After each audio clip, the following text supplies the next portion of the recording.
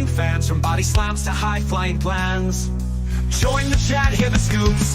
Jump in quick, don't be a stoop. We're throwing down in every match with tales and fights that you can't catch. The Marks Podcast is the place to be for every wrestling mystery.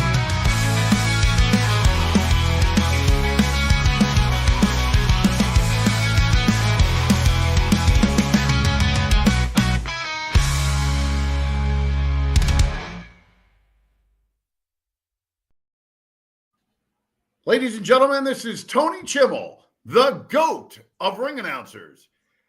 And you're listening to the Marks Podcast on YouTube. Man, I tell you, that still doesn't get old. So beautiful.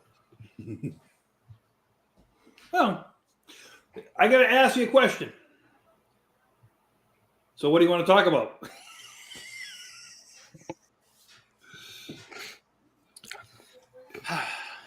Welcome to the Marks Podcast. I guess we'll call this a special episode since we just spent 5 hours together and, we were this close to breaking up because we found out Jacob has a drinking problem and is found in a ditch. We couldn't find him for the show. Gerard has pissed off everybody in WWE, and the only one holding us together is my lovely producer wife, Pete Pizzle.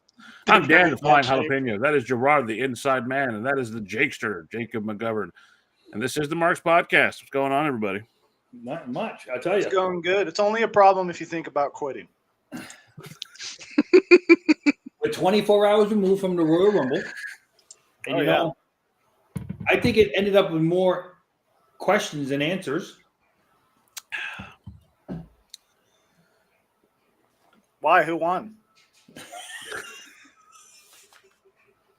See, here's the thing. It's like hold on. Before we start getting what we're actually going to talk about, I think Jacob has something to say about the Royal Rumble. Oh, yes, I do. Jacob's Corner ain't no ordinary space. He rants and raves with that fire in his face. Every word a racket, shaking up the place. The whole block hears him setting his pace. We're starting early today, motherfuckers.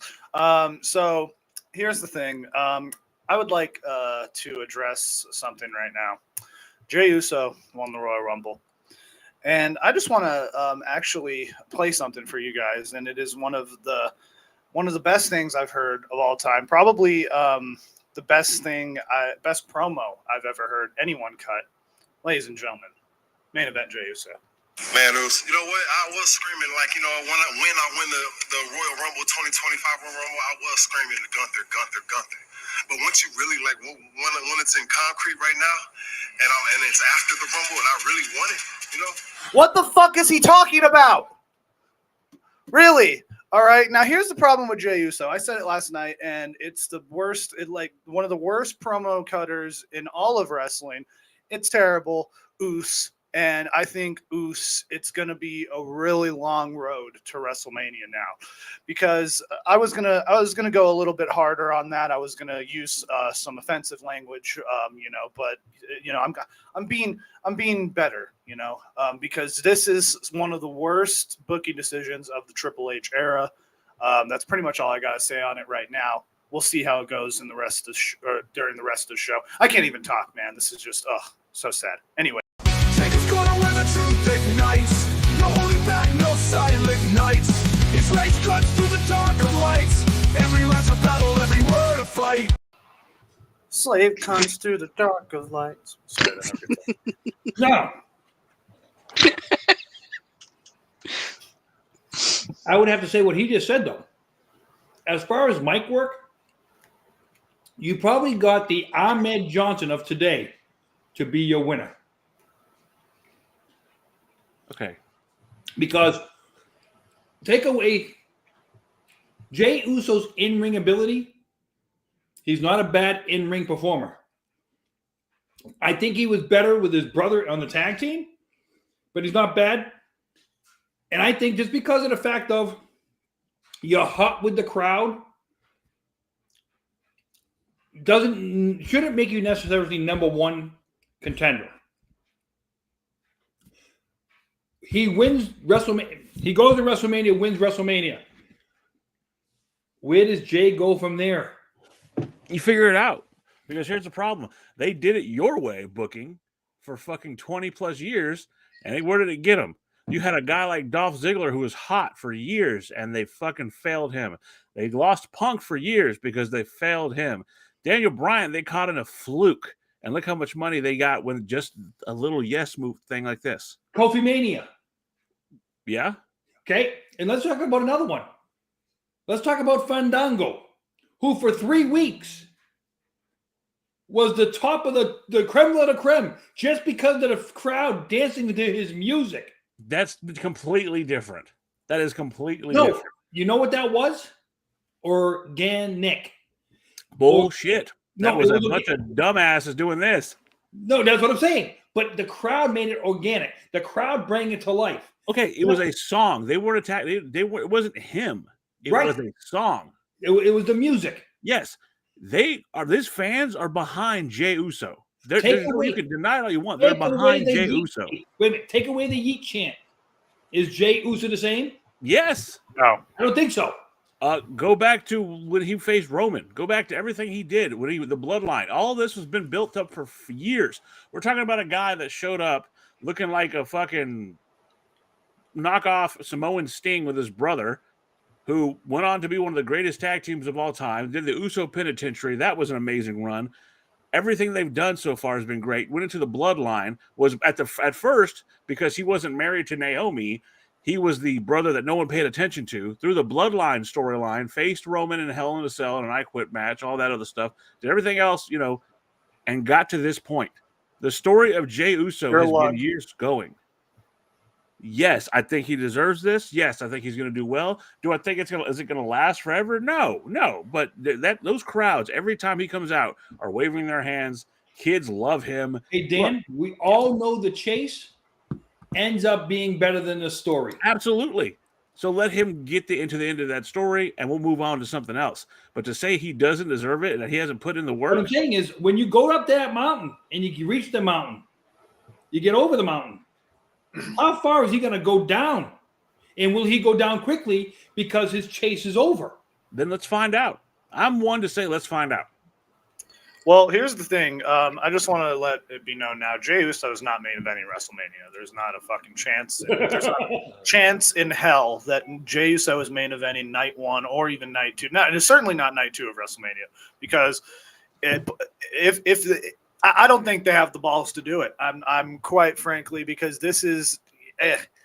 I see the dislike ratio on when he won, like on WWE's official YouTube page, is so like lopsided because people I think wanted Cena to win, and I was in the camp. I was someone who was a big. I don't want Cena to win. I wanted Cena to win, and I wanted Punk to win, but I always want Punk. Well, you can only have one guy win. Yeah, I know. I want them both to win together, in unison, together. They grab each other's butts, and as a couple and shit, it'd be great. But weird gay fantasies aside, CM Punk, I think, should have won, or John Cena should have won. Having Jey Uso win, it was just, it came out of nowhere. Unexpected. Exactly. And that's what made, there was a time. Okay. Imagine, Gerard already said it. Imagine if Fandango won the Royal Rumble in 2013. Time out. Gerard, you and I bitch constantly about kayfabe being dead and how important kayfabe was. And if those two would have won, it would have gone in right in line with everybody going, oh, we predicted it. Just like Dave Meltzer, your favorite person in the world, predicting that Alexa Bliss was not coming back for fucking ever because of contract dispute. Yeah, that was funny. She showed up. Listen. And to be fair, y'all said the women's Royal Rumble was predictable. So, and I will put it like this, okay? It was predictable, but I think the women's Royal Rumble was a lot more entertaining than the men's. You think it's more predictable because you got your balls tickled by the women's Royal Rumble and you didn't get your balls tickled by the men's Royal Rumble. That is an accurate way to put that. I would honestly, I would concede on that. But honestly, I think the women worked harder. The women's Royal Rumble was better just for the fact that it had Trish Stratus, and it had Chelsea Green. Chelsea Green getting eliminated was sad. I think Santina Marella definitely should have made an appearance, but that's besides the point. Joan Rivers winning was very predictable. And I was hoping for Io Sky. My heart of hearts was hoping for Io, but now we got Royd and Grace now officially in WWE, and it's beautiful.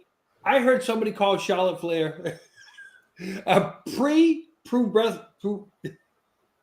pubescent schoolboy. It's just Rick. Well, it's Rick. That's with what tits. she looks I've always like. called her that. I've always called her Rick with tits, but Jey Uso, like Gerard said, imagine if Fandango won the 2013 Royal Rumble. It That's would have exactly happened. what it feels like.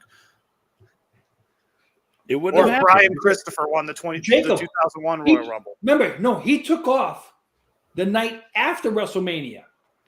Yep. Okay? Fandango, the night after WrestleMania, they ended the show with fans just listening to his music because they kidnapped the show on Fandango's music. It had nothing to do with him. It had everything to do with a fucking jingle. That's what Well, I'm saying. I can make the argument for Jey Uso too. I mean, if you wouldn't The have jingle of Yeet. yeah, the jingle of Yeet. That sounds dirty somehow. But I don't know. But it is what it is. I just guarantee he's not main eventing WrestleMania because there's not a chance in hell. I think we're setting ourselves up for a mid-world title match with Gunther because we already just fucking saw it. And that's why I think this is very random, but like in a weird way. Because I think Triple H didn't decide this finish until like the night of the Rumble. I don't think that this was planned at all. So I don't know. There's all these rumors, like the dirt sheets. They're always accurate. Drew McIntyre is very pissed, but Drew McIntyre, he's such a factor right now. Hey, who was the guy that they're talking about wanting to get in and come in and get all his moves off? And that made everybody else, a couple of guys were pissed because this guy had to come in, get his moves off and stuff like that. And Drew McIntyre got mad about it, stormed out of the building. Oh, but Drew McIntyre is so professional. What are you doing there, Gerard? You're reading the dirt sheets again? No. Yeah, because that worked out for you so well last night. I don't necessarily believe that, he stormed out the building, and made a temper tantrum, a la like Mercedes Moné. Hold on. Y'all are really going to buy into this shit? You're talking about the same Drew McIntyre? I don't really believe it. The same Drew McIntyre that had all this heat with CM Punk. Yeah, there's videos of him sitting there by the ring laughing and joking with CM Punk. They had their arms around each other. It's called a working relationship, men. But they were laughing and joking, but he hates him so much, right? I can believe that maybe he's both of you.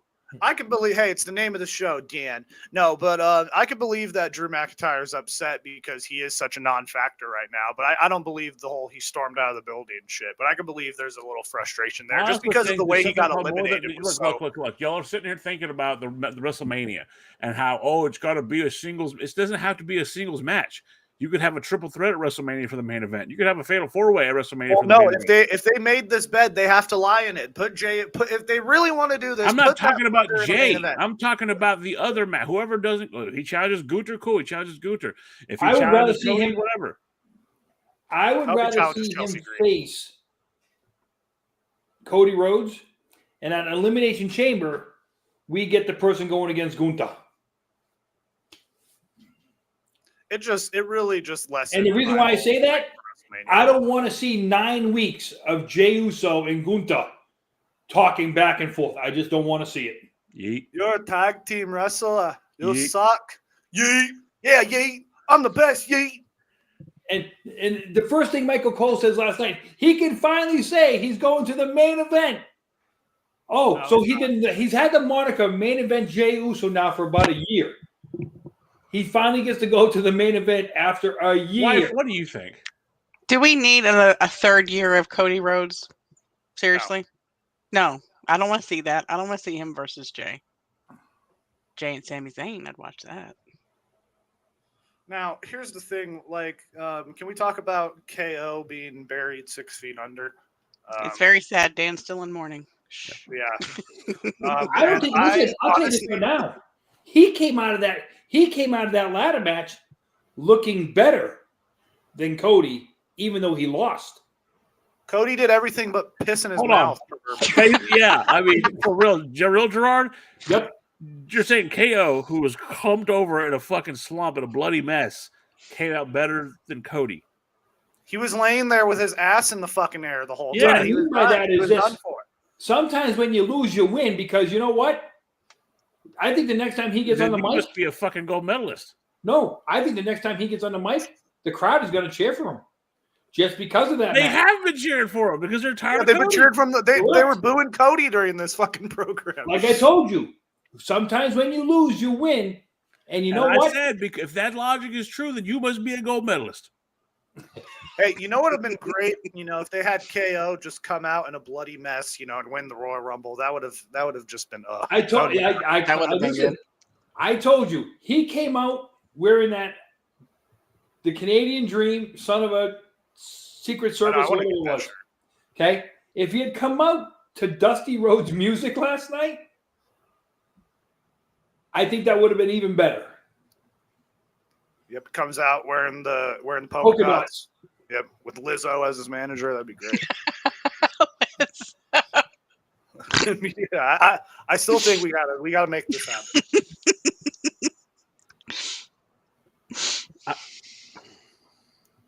Yeah, WrestleMania is gonna be. Look, we got Dan at a loss for words here. I'm just blown away by the fucking idea that you think that again, Gerard, you bitch about it constantly. Kayfabe needs to come back. We need kayfabe. You would have never predicted Jey Uso to win. Jacob definitely never predicted Jey Uso to win. I would have never predicted Jey Uso to win. Jacob's dad did. Yeah, my dad did. Unfortunately, Bastard. And the reason why I couldn't predict him to win, because I don't think that's the smart money. I don't think you're going to add another 50,000 seats, because depending on what night they're going to do, I don't think you're going to sell another 50,000 as Jey Uso as your main event. How many fucking? Well, he's a mush mouth idiot. Did you hear the fucking promo I played? That was him after winning the Royal. Let me see. You win the Royal Rumble. You go into WrestleMania, and when I won the 2025 Royal Rumble. It's like, yeah, that's the year we're in. We're in this year. Jacob, just to let you know, I don't know if anybody's told you this, but it's fake. It's scripted. They know who's going to win. You're right. Okay. But you still got to like this. On an interview, though, you still got to come across as intelligent sounding. Well, in a press conference setting too, Jey Uso is the worst at this because we've seen it multiple times. It's been hilarious. I'll give him that. He's fucking funny at these press conferences because he's fucking. But they ripped off from AEW. Go on. I got to tell you. So, on Friday and Saturday nights, I watch a show called OPL Live. This is a live show where people get pulled over by the cops and stuff like that. There's nothing worse than when one of these people come on. Seeing yourself on there, right? Oh no! And when they come out and say, "Can I be honest with you?" Oh, I'm not. Can I be real, bro? I'm not gonna lie. I'm not gonna lie. Can I be real? Can I be honest? You're talking to a cop. Your whole thing should be being honest. Jey Uso doesn't come across to me, like I said, as the most intelligent person in the world, a la Ahmed Johnson. Well, to be fair, Jey Uso has had run-ins with the law, so what you just said is a good segue. Great segue. It's kind of true. Hold on. But again, not shitting on the guy. It's fine. You're gonna put drunk every now and then. Johnson and Jey Uso in the same category. Ahmed Johnson was trash. Jey Uso is legitimately a great fucking wrestler. I said the talking part. I think of the two, I think Jimmy's the better wrestler. I've always said that. But the problem is that Jey is very mediocre in the ring. And on the mic, I mean, need I say more? Do I have to play it again? It was horrible. But and literally I don't know what I can't go through this till April. I can't do it. I can't do it. It lessened my excitement for WrestleMania. I'm hoping that somehow he gets taken out, a la, Mr. Kennedy style when Edge beat Mr. Kennedy for the briefcase. Something like that happens. Jey Uso gets injured or something. I don't know. I'm hoping something happens because this is not the way. Mysterio lost his his one-on-one with Kurt Angle, and it was a triple threat with Orton, Ray, and Angle at WrestleMania. Yeah, you remember that? I would just do that again, but have Ray just beat Jey Uso, and then boom, Ray versus Gunther. There you go. Jey Uso is not on WrestleMania. Well, I'll tell you what. I think in that men's Royal Rumble last night, the two people came out of that Royal Rumble to me looking a lot better than I thought they would. And the first one, Jacob Fatu. He was a beast. He was a beast. Okay. And the second one, I know what he's going to say. Nikki Bella. No. Somebody who speared somebody so hard. Dude, that was. I Show Speed just shows. It should change his name to I Show Shit because I think he shit himself in the ring. Oh yeah, did you see when they were pulling him out of the ring and he was all walking away and they're all trying to talk to him? And he's just He was wearing Crocs. Talk about spearing somebody in half. Holy. Yeah, he did not hold back, which is good. I commend him for that. You know, He also I like laying when on his wrestlers- fucking face. Yeah, remember when KO fucking, took Machine Gun Kelly off the fucking stage? Like, I like when wrestlers beat up celebrities because, it shows them that they don't, It's like not real. it's like when Logan Paul was in the ring and you had the other 5 guys surrounding him, basically saying, "You climbed into our building. You're in our ring. You're in our building and stuff like that. We're about to knock you down." Okay, and Still eliminated Punk. I don't. But listen, Logan Paul, for the amount of time he was in there, didn't do as much as I thought he was going to do. Of course, being number 30, you can't do much. But, the surprises to me that weren't there yesterday, obviously AJ Lee not showing up. And the segue to our main talking points tonight, the Beast Incarnate. You really thought Brock was going to be there? Really? Yes. Really? I would have loved if Brock was there. I'm not going to lie. that would have been so cool. So, with that being said, He's out there pissing what on are we people talking and about shit. tonight? I'm just kidding. Tonight we are talking about the recent updates of Janel Grant amending her litigation to drop additional names and apparently provide additional copies of text messages to back up her claims that she was being Exploited? exploited and trafficked to other people within the organization. And I think, as we discussed earlier, there weren't too many surprises. A lot of this we already heard with the original complaint. So what we hadn't heard is the name Michael Hayes, and that she had been texting him allegedly pornographic content. Oh, the At first the thing I'm gonna say behest about of this, Mr. McMahon. And the quote I read said that she likes to live up to the hype. so the first thing I got to say about this, okay, is, and I want people to understand me when I say this, I'm not defending that guy. Yeah, you'll put him in your background. But I'm not defending that guy. I'm going to be pointing to But that. you'll put him in your background and say thank I'm you. not defending that guy. Your background is literally 3 versions of Vince McMahon with a thank you. Yeah, you want me It's to an homage. Okay, but hear me out. My thing is, as consenting adults, I need to see the other part of text message, because as we all know, as adults, when you start text messaging, there's always 2 sets of text messaging. You can't tell me, let's just say he sent her 1,000 text messages. She didn't send him back 1. She didn't. No, she responded. She responded. Did she That respond? was in the original complaint. My thing is, though, did she respond in such a way to where he was able to keep it going, and did she erase the ones that she wanted to say, I don't want to keep this, I don't want to keep this? Because, you can erase the ones you don't want people to see, not realizing that with modern day technology, they could always go back and pick up everything she erased. Do you think Vince knows anything about modern technology? He's older than you, and you can't even figure out how to tie your shoes. I bet you his lawyer does. I'm just wondering, did he poop on her because it's a kink of his, or is it just because he's old? It's a control. It's a question control I want. The mechanism. degradation thing, All I it is about believe. control, Jacob. in my opinion. Oh, are you talking about body control or actual control?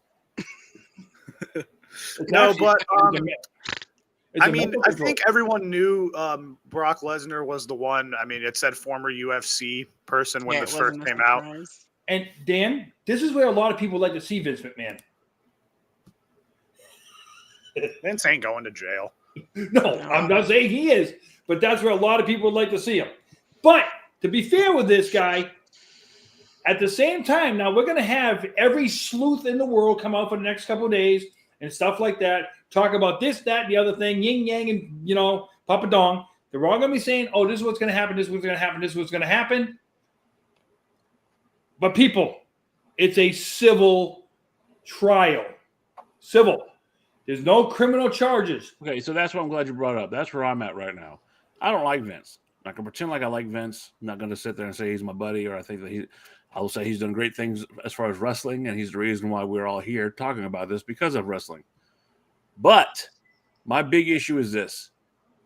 If he did these horrible things, he trafficked her, he did all this stuff, why isn't there a fucking federal case about this? Why is there a case where he's going, he's against a jury, he's going to jail?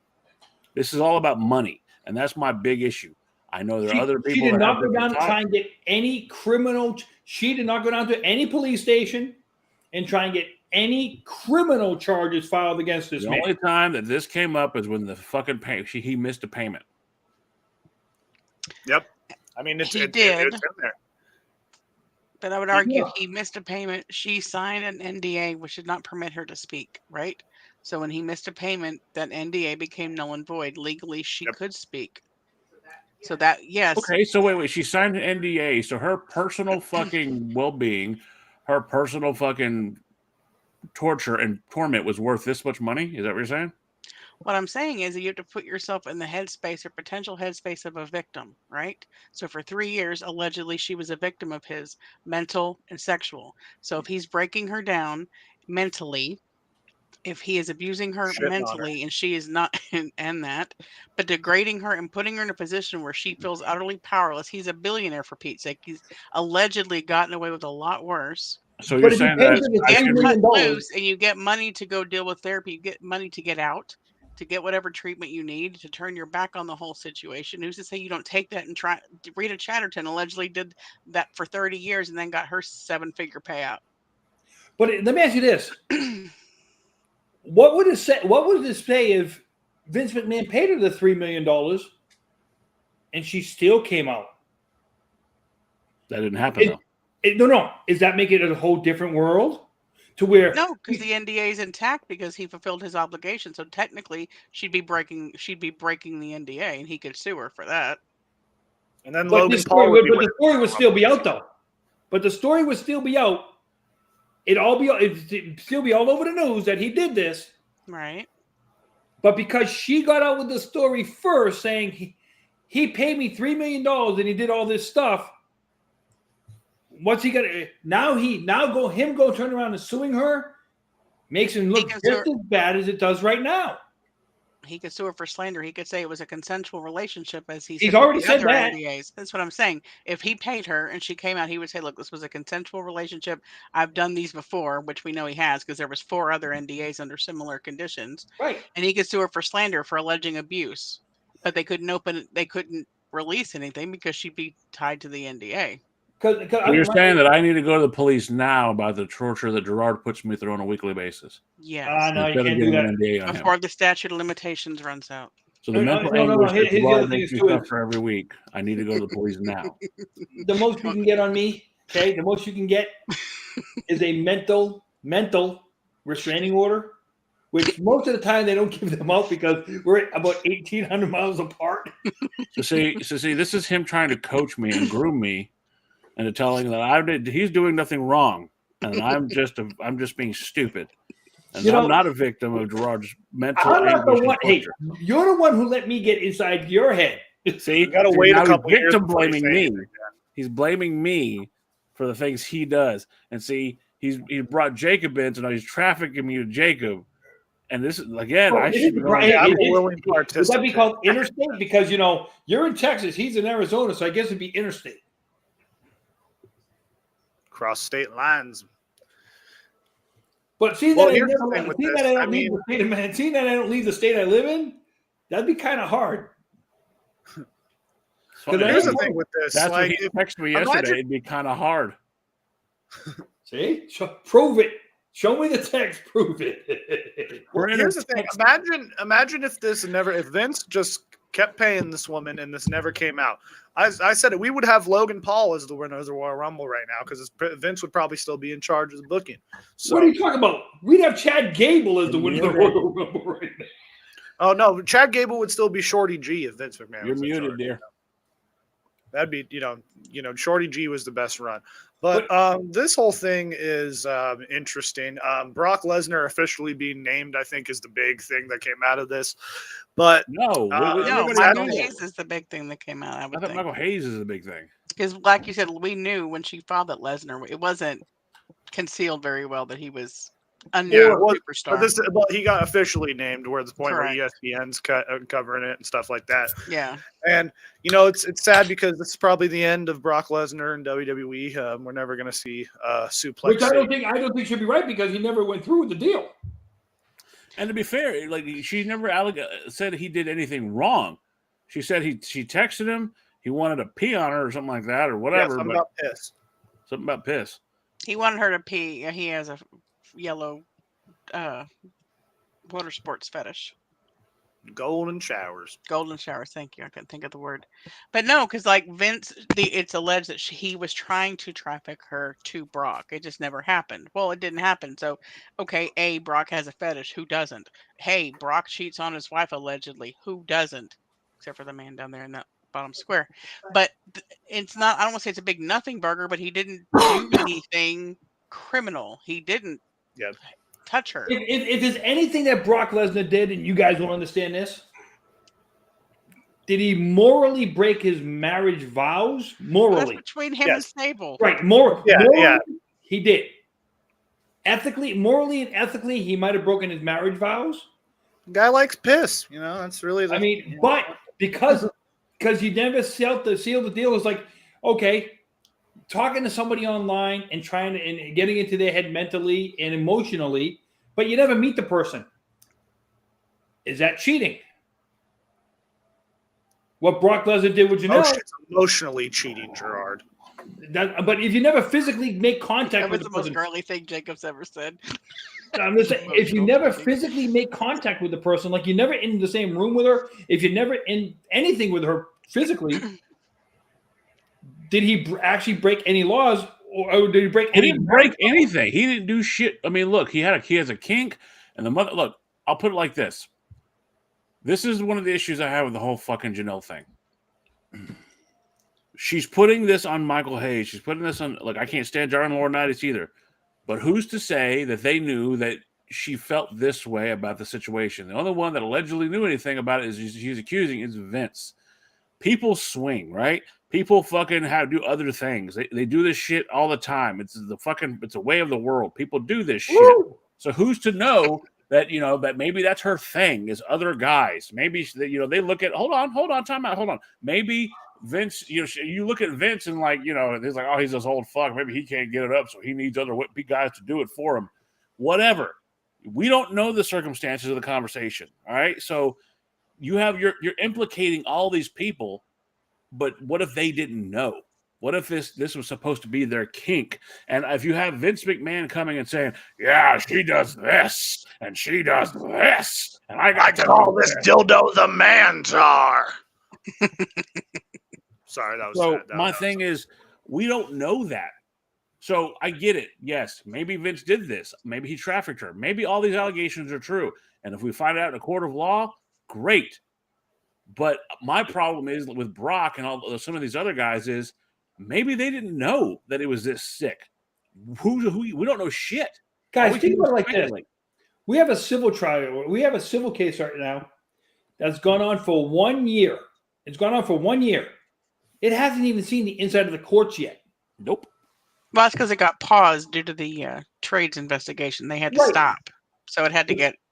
And conveniently, they had till Friday, the 31st of January, to release anything more, and they waited conveniently until like 4:00 in the afternoon on Friday, almost down to the wire. Mm-hmm. If you had all this damning new evidence, when they requested it, why didn't you release it in the middle of January? What? Because you didn't want to be overshadowed by the presidential election? Correct. They didn't want it to get lost in the shuffle.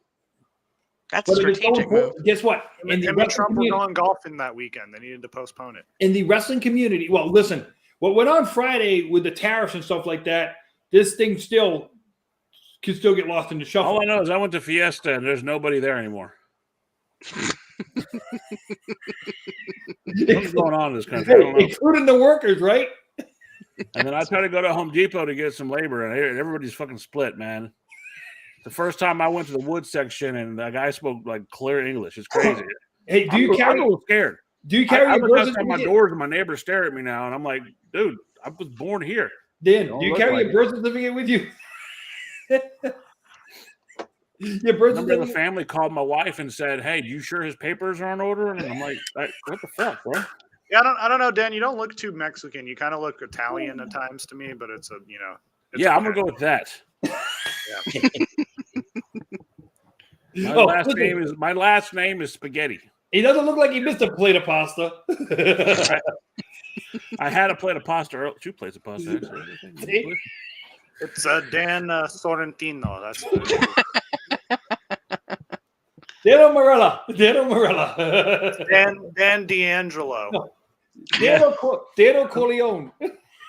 I'm the Yeah, if you want to talk about fake, you want to talk about fake Italians? Let's fucking talk about that fucking horrible fucking You wrestler. want to talk ill of the Tony Don- D'Angelo is the worst fucking wrestler, man, on any roster ever. Yeah, he may be the worst, but he wasn't named in these fucking allegations. I would. You know what? If he was named in this, that would pop me. I'd be like, all right, at least Tony D's doing stuff. At least he's doing something. You know what the greatest thing about this is? She comes out with all this stuff, but she doesn't come out and say, yes, I went to Vince McMahon's apartment when my boyfriend was in my own. And this is the reason why I went to Vince McMahon's apartment when my boyfriend was in my own apartment.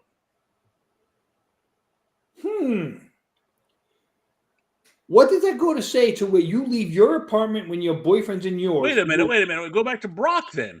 Everybody's giving a shit about Brock doing this, and this on Sable. Well, apparently she was fucking around with her boyfriend. Listen, up in the woods of Canada, Degenerate. you need that. You got to keep warm somehow.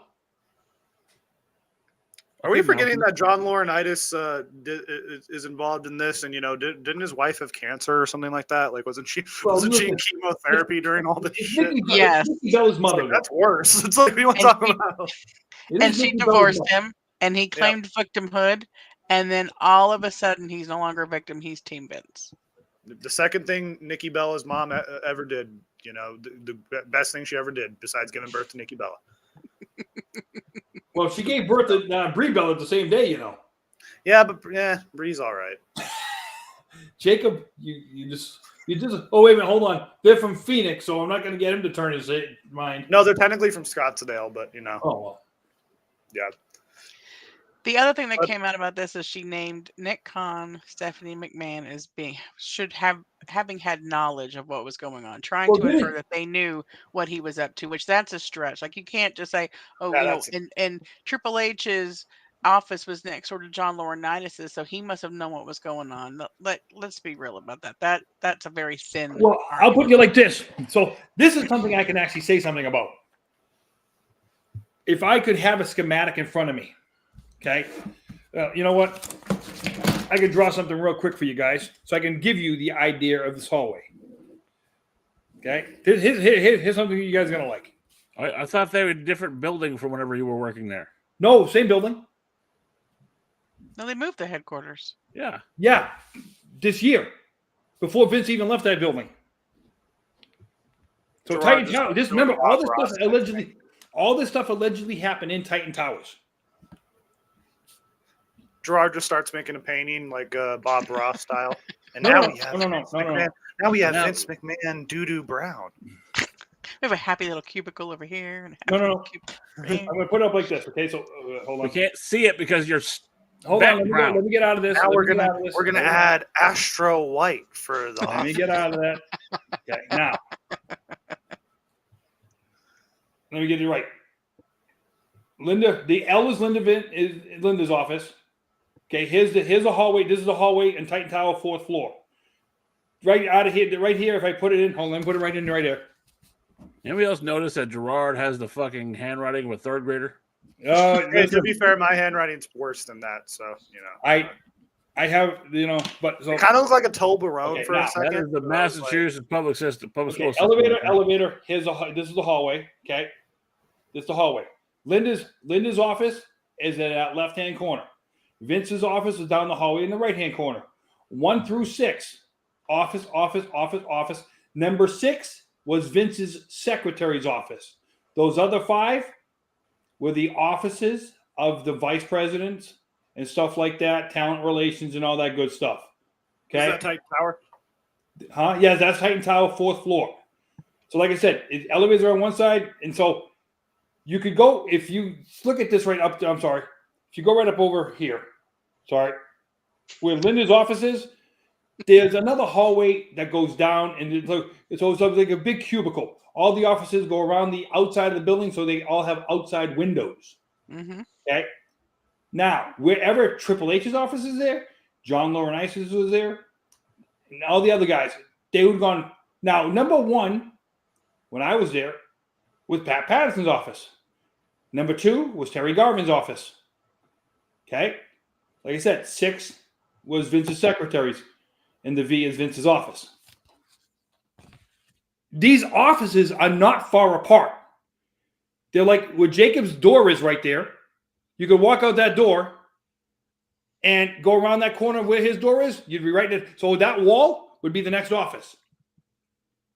And the wall that he probably is looking at, because now when I said, I'm going to say these offices were 8 by 10. So not just would the executive hear what's going on. If you walk,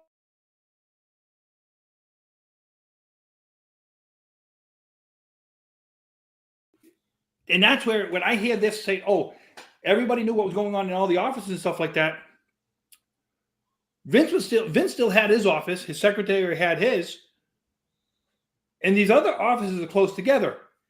Now, whoever took over Linda's office, if it was Stephanie or Triple H. But you had those other 6 offices that close to each other. This hallway, 40 feet long. Well, did this take place before or after they moved Titan Towers? Before. Because remember, they just moved Titan Towers last year. Oh, okay. Yeah, it was before, because she said she passed somebody on the 4th floor and introduced herself, and they said that they knew who she okay. was. I think I just have the idea that because like it's been in the works for a while. You I walk know in it the- seems like it was new. They opened it up soon. Yeah, you walk in the front door of Titan Towers, right off of 1241 East Main Street. You walk in the front door, you'd have the lobby, be a security person standing there, ask what you're doing. You'd go. The only thing in the lobby was a security desk and elevators. You'd have to go to the main lobby. You'd have to go to floor 1, 2, 3, and 4. Floor 1 was the gymnasium and travel. Floor 2, I think, was the cafeteria. Floor 3 was the all the corporate like money, the payoffs and the payroll and stuff like that. And 4th floor was for talent relations. Well, for her to say that Nick Khan should have known, like, I don't like, is Nick Khan really there day to day at Titan Towers? Like, He I wasn't wouldn't even on fucking staff last I remember when this happened. That's what Yeah, blows it's my like mind. he didn't really like. They didn't really name him really as the CEO till like in 2022, right, or something like that. Till he stepped down. They And were I'm glad getting you mentioned that, Stephanie Dan. were I'm ghosting glad you. you mentioned that. You mentioned about people being on staff because we've been down this road before. Accusing people who ain't even there, having lawsuits against people who are in a company that weren't even part of something. People just throw the book.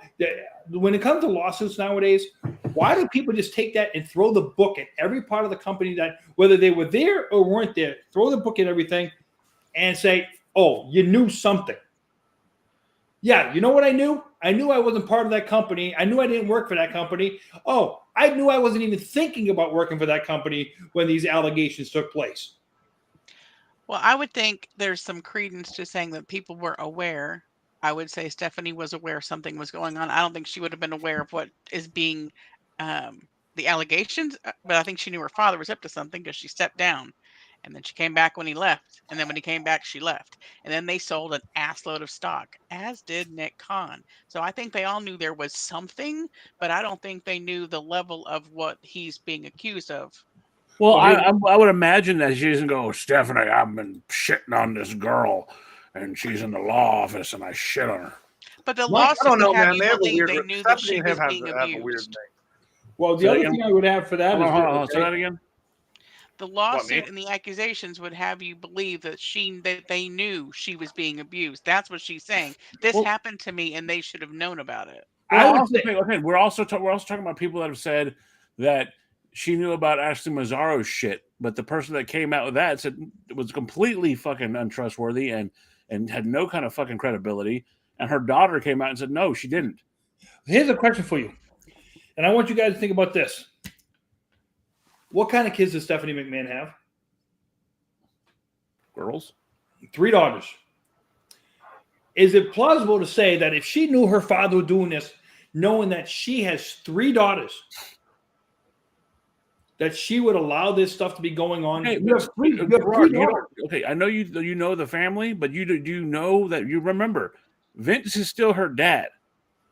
So look, I'm not gonna put it outside the realm of possibility. Look, that she is the product of his grapefruits. But I'm saying is though she has 3 daughters. He has a daughter and acted like this. It's not an argument. Well, Vince had a daughter. He wanted, and he did this he same wanted to shit. he wanted to be the father of his daughter's baby on TV. What's going on, Shaden? I mean, like Vince is not really the most. You can't look. I'm saying, like, look, We're not talking about an okay guy here, but we're not talking about a guy who stuck a steak knife in his chest and said, "You're going to have to stab me in the heart" to his son. no, my thing about that is this. I'm saying like this. Before she became a mom, she probably let a lot of the father's things slip by. Because listen, there's no doubt in my mind. Take away Janel Grant's lawsuit and all the other lawsuits. She knows a lot of closet. She knows a lot of Vince's closet. Shane probably knows a lot within Vince's closet. Yeah, and Shane left. My thing about that is this. Once she became a mother, she has 3 daughters. The shit that he used to get away with that she knew about. And maybe that is true, but maybe it isn't. Maybe Let me ask you. Go ahead, sorry. No, go ahead. No, I'm curious. Then they talk about the fact that his art imitated life, right? These storylines, some of these things paralleled real world events. Do you remember the storyline of her talking to him about the fact that he was offering her up to other, not that he was, I'm just gonna, people are gonna misconstrue what I'm about to say. It was a storyline, it was fiction that he offered her to business associates. I find it extremely odd that that storyline was in his head, and we look at what the accusations are today with Janel Grant.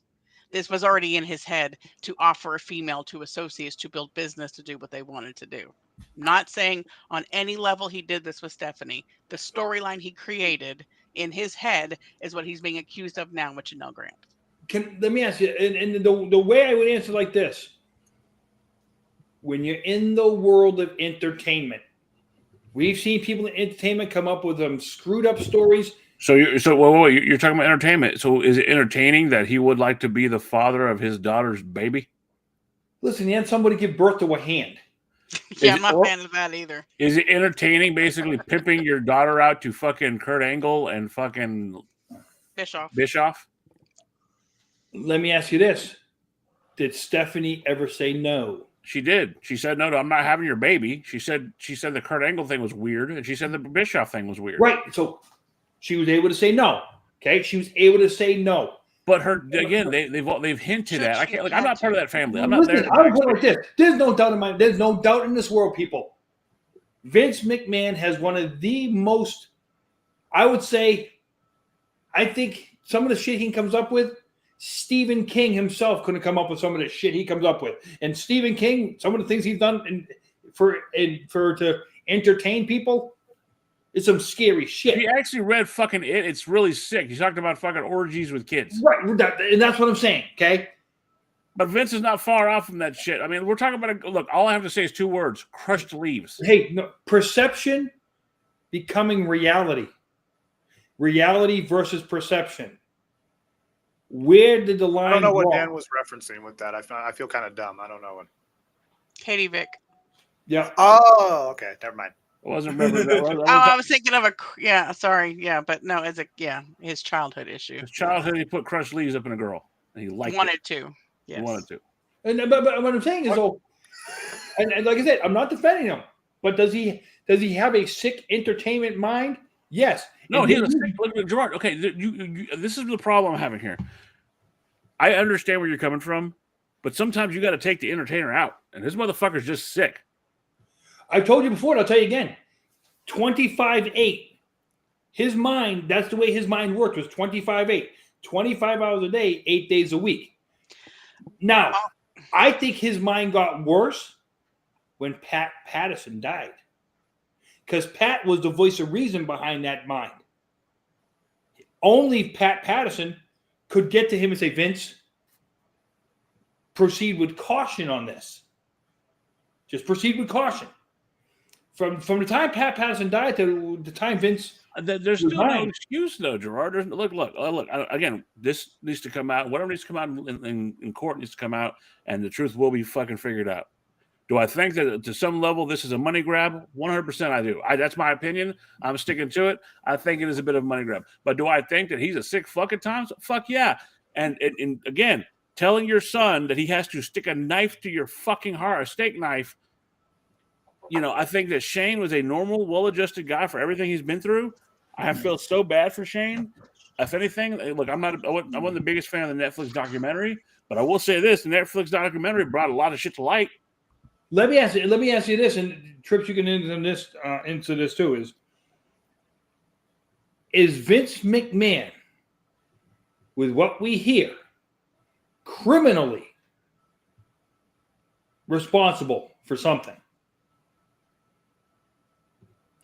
As pertaining to Janel Grant, if you're both, you pretend you're on a police force, could you think you could physically arrest him for some kind of criminal charge pertaining to Janel Grant right now?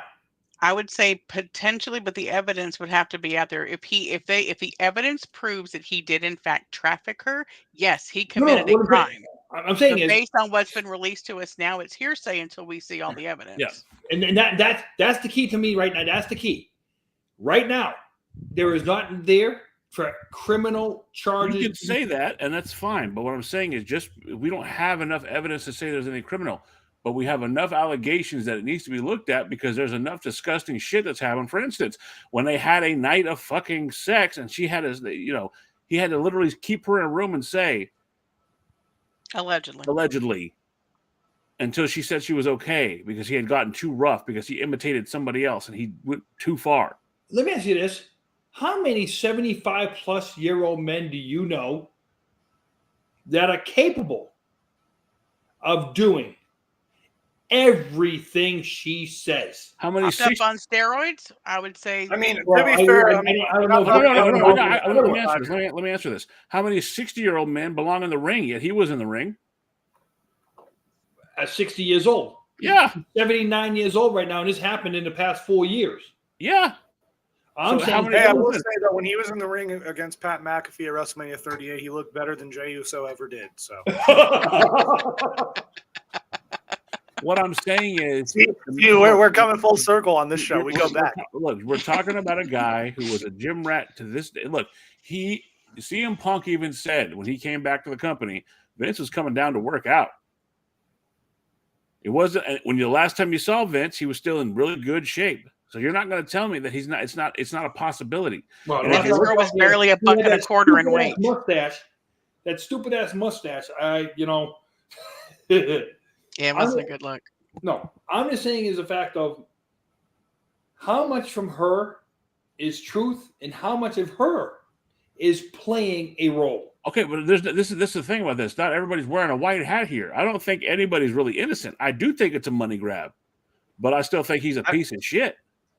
I think there's no way that this even ever goes to trial. I think this definitely ends in a settlement of some kind. But the problem is that, you're going to have if and when that does happen, you're going to have all these people. Well, there you go. Vince was innocent the whole time. This is right. Okay. But this you're saying that he didn't do this or he didn't do that, and how could he do this? Well, then explain the fucking massage parlor where he went and groped the massage lady. Zanzibar.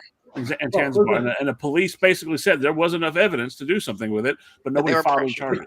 Listen, when it comes to that, that's why you go to the Asian massage parlors that just say the massage, and they don't care if it's them or not. The owner of the New England Patriots got charged doing the same thing, and I look at it like this: the happy endings on some of these massage parlors okay, and the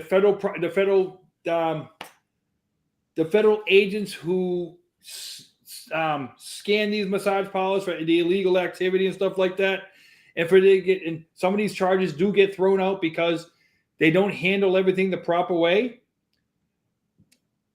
That's not the type of establishment Tanzabar was, and that wasn't the allegation. The allegation was he grabbed her while she was cleaning a room, was showing her naked photos and trying to take her clothes off. She was not a consenting partner, and she was not providing a service.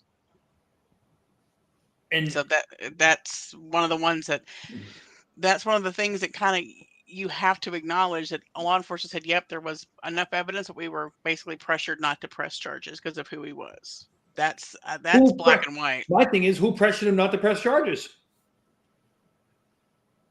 Who? Okay, well, again, let's go back. Let's go back years ago, Gerard. Let's go back years ago. Nancy Argentino. Oh, I was just about to say that. I was just about to bring that up. When it comes to that, I will say this. Snuka came out and said Vince went into there with a briefcase. Vince came out without a briefcase. Brudda. You have to add Brudda in there when you're PD had it in their report that he was there and pressured her not to press charges when they were responding to the domestic violence call before she was coming. Again, Gerard, I get where you're coming from, but you have to understand a pattern of behavior is still a pattern of behavior. And for over 40 years, this man has been, once, okay, coincidence, twice, 3 or 4 or 5, 10 times. Well, listen, I've said it before. I told you. Do I think he's a total victim of circumstance? No. Do I believe some of this stuff could have happened? Yes. Do I believe it? Do I think he knows which soap to use to wash his hand of it? Absolutely. But again, he has so many people who are going to defend him no matter what. And I love you to death, Gerard, but sometimes, look, I have a tattoo of the motherfucker on my calf because he was my childhood. Listen, to put it lightly, okay? As we all know, I defend another person who worked for that company too, charged basically with the same kind of stuff. Yeah, but I'm more inclined to believe you on that because there's not a fucking rap sheet. What I'm saying is, and my thing about it is like this. The innuendo of being guilty in the public eye is totally there. It's all there. What if here's something I want people to understand, or something for people to think about. What if Vince McMahon comes out first in this? And says what? What can he say? She let I'm me. Going to be doing black. If he came out and said, "I'm going to be being blackmailed for money," after having a consensual, who would buy that with how much money Vince has? No. I'm asking you because look because it's like the 17th time this has happened. I'm more inclined to believe the victim, the alleged victim in this. Now, hold on. Go back to your friend, the man that you speak highly of. That like I said, you convinced me that there's enough that we need to look at that, really thoroughly look at it, because we've only heard one side of it. To go to him, I'm more inclined to say Vince told him, "Don't worry about it. I've been through this before. You're just going to lay low for a little bit. We'll bring you back." I'm more inclined to feel like that's why he kept his mouth shut for years, because he was told, "Hey, look, this is going to blow over. It's no big deal. I've dealt with this before. I know you didn't do anything. I didn't do anything either, but just lay low." And he used him as a scapegoat. That's what bothers me. And what I said about that is, if it's not WrestleMania season, I don't even think you have that outcome there. And look, I'm going to tell you. And I'm saying is, last year when Janel's thing came out, it was before WrestleMania, right around Royal Rumble. Fair, but what I'm saying is this, though. I'm going back to I'll say Mel. I truly believe, because of the conversations you and I have had, because of the conversations I've had with other people, all the we've heard one side of it, and then we've heard the other side of it. I truly believe they used Mel as a scapegoat. I think Vince used Mel as a scapegoat. I believe that. Because I can draw my own conclusions with that too. But here's the thing with this whole thing, and I think it's all going to be for naught, and here's why. I think unless there's something that comes out where Janel, there's this, steaming piece of evidence that unless Janel Grant secretly recorded something, she's getting paid. This has nothing to do with fucking criminals. She's getting paid. Yeah, exactly. So I think unless something really bad comes out, this is going to go a settlement, and then we're not going to hear from Vince for a long time until he gets inducted into the Hall of Fame. Which that'll never happen. Yeah. Hey, Jacob. Hey, listen. They're not gonna treat him like they treat someone else. Who might have done something. I don't know, some guy. Can't think of his name, but you funny, Jacob. You just said I had to get around there somewhere. when it comes to Vince, you just said a steaming piece of evidence. Yes, Is he that no did. pun intended? Oh yeah, that was intentional. But the thing, unless there is like something like that comes out that's really damning, we're still gonna get the people, singing Vince's praises. We're still gonna get the people, let's not think when a couple weeks ago when Vince came out and said all charges have been dropped. Just very vague. And that's the thing. They've been dropped. And then everyone was like, see, all charges have been dropped. The one case The one that criminal gone to case. jail on, the one case that Right. he could have got prison time was dropped. Yep. He had to pay a fine or whatever it was. Fine. And then everyone thought, yep, he's clear of everything. I saw all these dumbasses on Twitter. They were like, oh, yep, see, Vince is innocent. And it's like a lot of that's going to come out, and it's inevitable. I just think that it's a losing battle to even I don't know. I think that this is just unless something damning really comes out, because I don't know. You're fighting a losing battle, I think, with Vince, because Vince is loaded. Does anybody know what she's asking for? Well, I don't think there's been like a dollar amount There said, has not been. So I think she's trying to get this to go to court. At least that's the speculation. She's trying to get it to go to court. He's trying to get it to go to arbitration because of the one of the clauses in the NDA was that if there's a mishap or if there's a conflict, that is supposed to go to arbitration. That's my question. So is she just trying to get the extra $2 million? Because at this point, if she's trying to get the extra $2 million, I think she's eating that up in lawyer fees.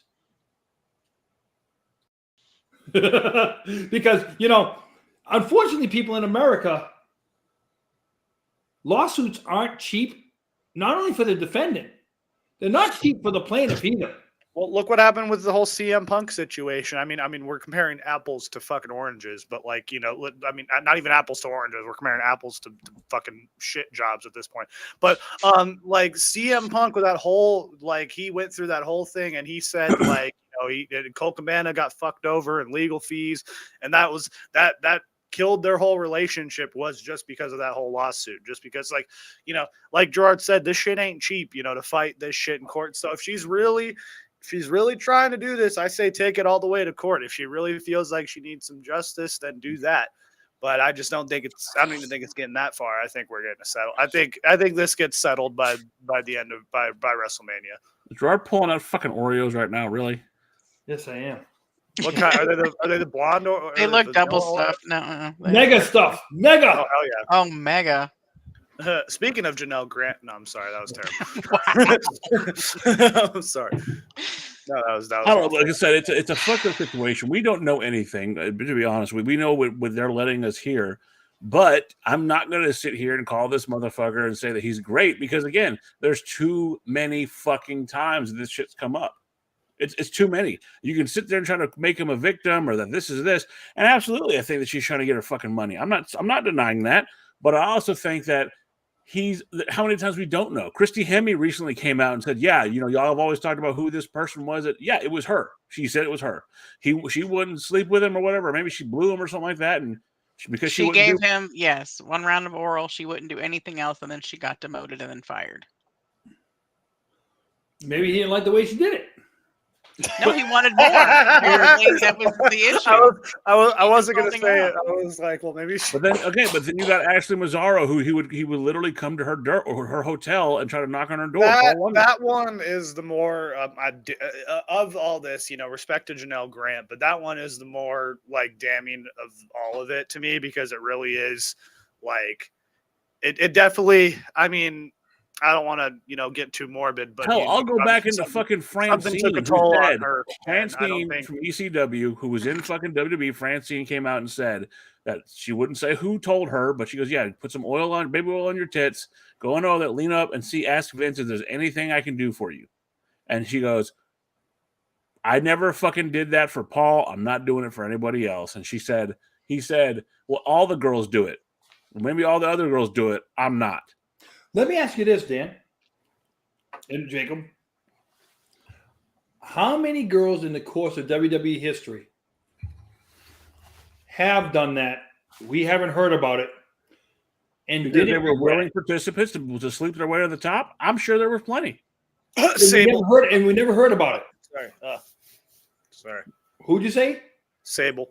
No. Oh, no, actually, she didn't because she actually filed, a $10 million lawsuit, $18 Oh, yeah, million? I forgot about that. Never mind. But then came back to work. Yep. So. Yeah, but then when she came back to work, she met her husband. Hey, maybe the Brock, Vince the Brock best buddies. Remember, Vince and him were best buddies. He was willing to leave the company when he thought Vince was gone. Yep. Yeah, he stormed out. He legitimately stormed out, like when he found out. I think. Listen, I think that what ended up happening about that was he stormed out because of a contract where he worked with Vince, and I think Stephanie got to him and said, "Brock, nothing's changing. You're still going to have the same." But do you know that for sure? Listen, it happened in Boston. What I'm saying is this. I do believe there are plenty of people. It happens it's not just wrestling. It's every fucking corporate facet. Women, men, people sleep their way to the fucking top. It's just something that happens, okay? Mariah Carey. I'm not going to deny that people sleep to the top. I get that. But I think, and again, this is like as we're talking about this, I'm thinking about this. If people sleep their way to the top and a guy is used to getting his way for all these years, so when he doesn't get his way, he throws fucking fits and this shit happens, I think that's absolutely possible. I think it's absolutely possible that perhaps he goes, no, if you're not going to give me what I want, then we're going to do it this way. And then you're going to get fired or you're going to do this. Look, I don't find Vince McMahon scary. I don't think he's threatening at all. If I weren't, I'm a wrestler, but whatever. If that was me, I would have slapped him in his fucking mouth and moved on. I would have been blackballed, but I would have not a 98-pound woman either. Yeah. Well, I will say this. I think that, in all about all this, Vince McMahon is a better Royal Rumble winner than Jey Uso. So, again, like I said, we go full circle on this show. No, but here's the thing. Like, it really is just unfortunate. Like I said, with Ashley Massaro's is kind of the worst situation of that.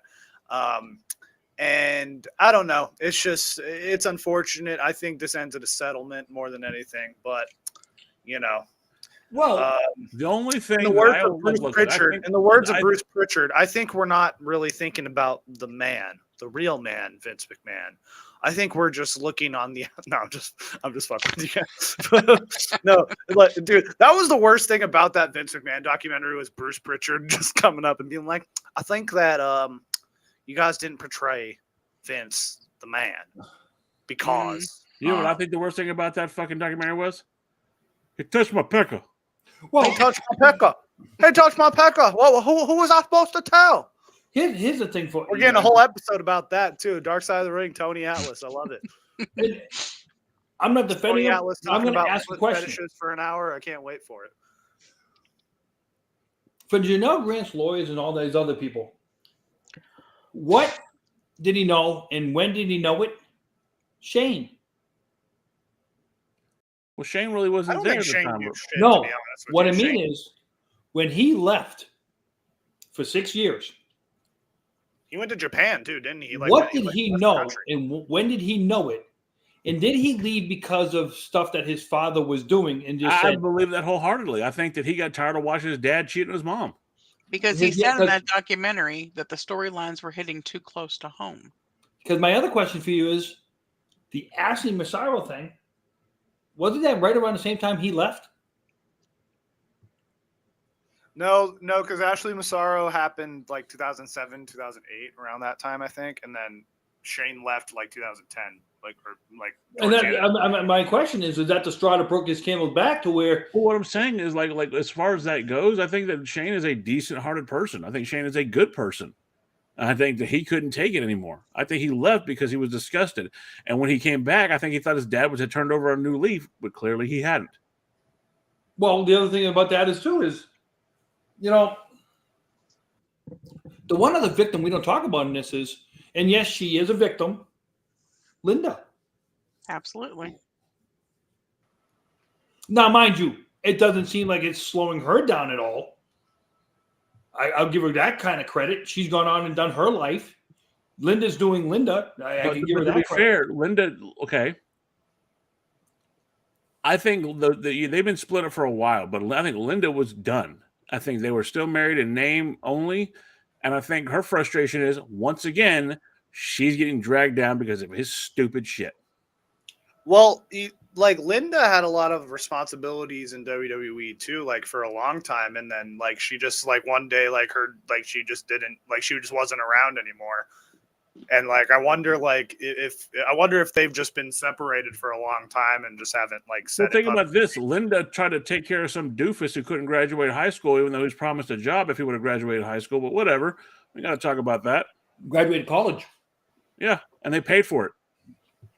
Yeah, like Well, his you got brother to was think nowhere to be found. But whatever, this woman has probably put up with a lot, so she's probably. I'm sure she's drying her eyes, somewhere like on a lake house or some shit. Like I'm going to say from 1980, let's just say 1980, when it was Capital Wrestling, basically based out of the Cape Cod Coliseum in Hyannisport, Massachusetts. To, was it 2010 when she first ran for Congress in Connecticut? Linda was the business brains of the WWE. That was the stand up for WWE shit, wasn't it? Like, but she was the business brains of WWE. She stepped down to run for Congress. She never went back. Well, to be fair, though, who's to say that she hasn't been cleaning up his messes for all these years? That's what I'm saying. If anybody knew the business books, it was her. And what I'm saying, again, who's to say that when she came on, she wasn't the one that said, Vince, it's probably a good idea if you bought this from your dad. It's probably a good idea if you did. It was her money. Vince didn't have the money. It was her money. Well, and I think that's a big reason why we haven't seen Stephanie McMahon like step back into any type of position of power. Like we've seen her sporadically, like she's making appearances here and there, but I think that's why they haven't like said Stephanie McMahon back in position. Because take away the Ashley Massaro thing. Take away that. That's a lot of asking, but okay, go ahead. What has she done wrong? Take away what she could have known about that. Again, I believe, and wife, tell me if I'm wrong. They debunked that. Some fucking former friend of hers said that Stephanie knew about it, but apparently she didn't. Yeah, she said that she was in the boardroom and she was not there. The Stephanie's greatest sin, especially where Ashley Massaro was concerned, was the lack of training. When Ashley asked for training, the lack of care for the injuries. And so, and if you talk, if you listen to the shoot AJ Lee had, Stephanie has some negative quality, but again, everybody does. No one's a saint. But in regards to being run out of her family's own company, I don't think that she's done anything to deserve that.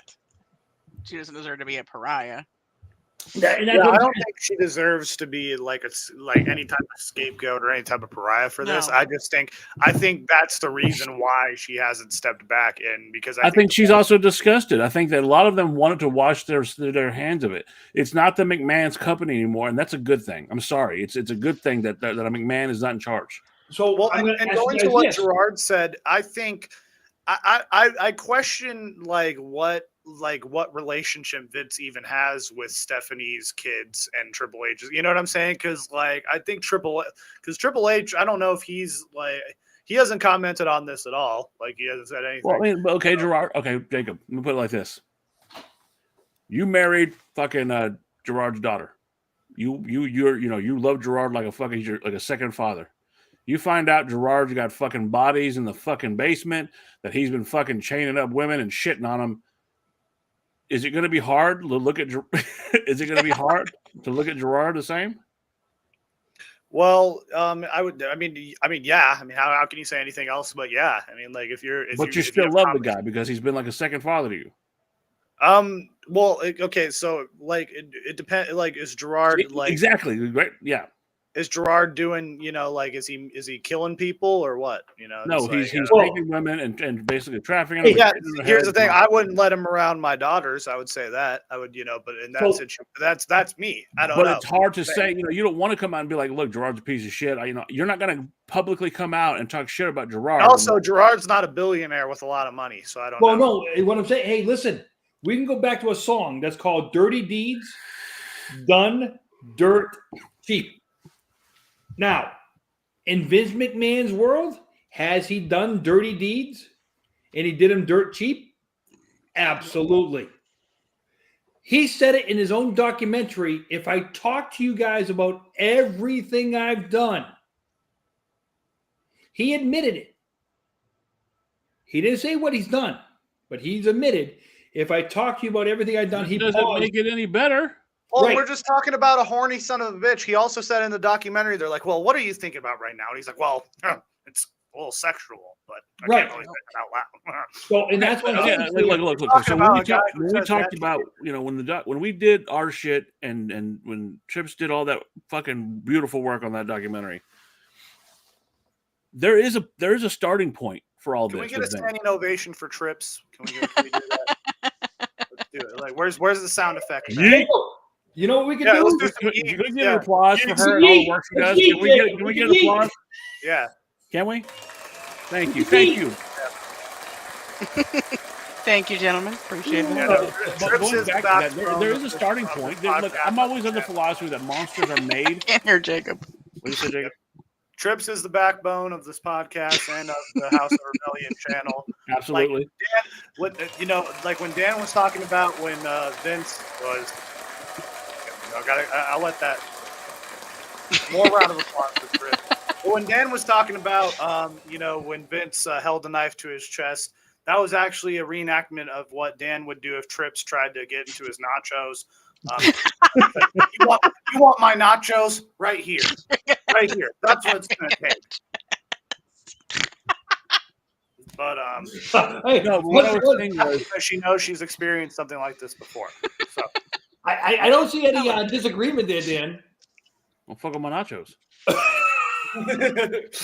I do know better. So I want guess my we gotta get some nachos? nachos. Let me finish this. Come on. Let me finish this thought. I'm of the philosophy that monsters are always created; they're not born. And I'm not going to sit here and say that Vince McMahon had the best shot. He came out and said it himself in interviews that we found that are up. His mother fucking abused him. His fucking siblings abused him. He had a lot of fucked up sensual tension because of things that happened to him. He was molested. Let's be honest. It happened. By his own mother. By his own mother. Okay. He had a stepdad that beat the shit out of him on a regular basis. He said the only thing that he regretted when the guy died is that he couldn't do it himself. That's how fucked up Vince was. He's always had a sick fetish for things. Remember, he went out and said that he was court-martialed, the first person to get court-martialed from fucking military school after fucking stealing a car and also making a dog eat laxatives till he's shit everywhere. He has a shit fetish. He's had it since he was a kid. But it doesn't justify what's happened now. I understand that. He's been this guy since he was a teen, since he's before that.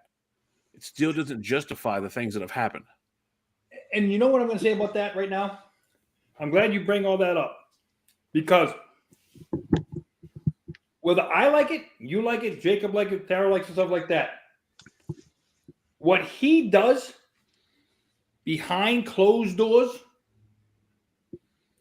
shouldn't be our business, okay?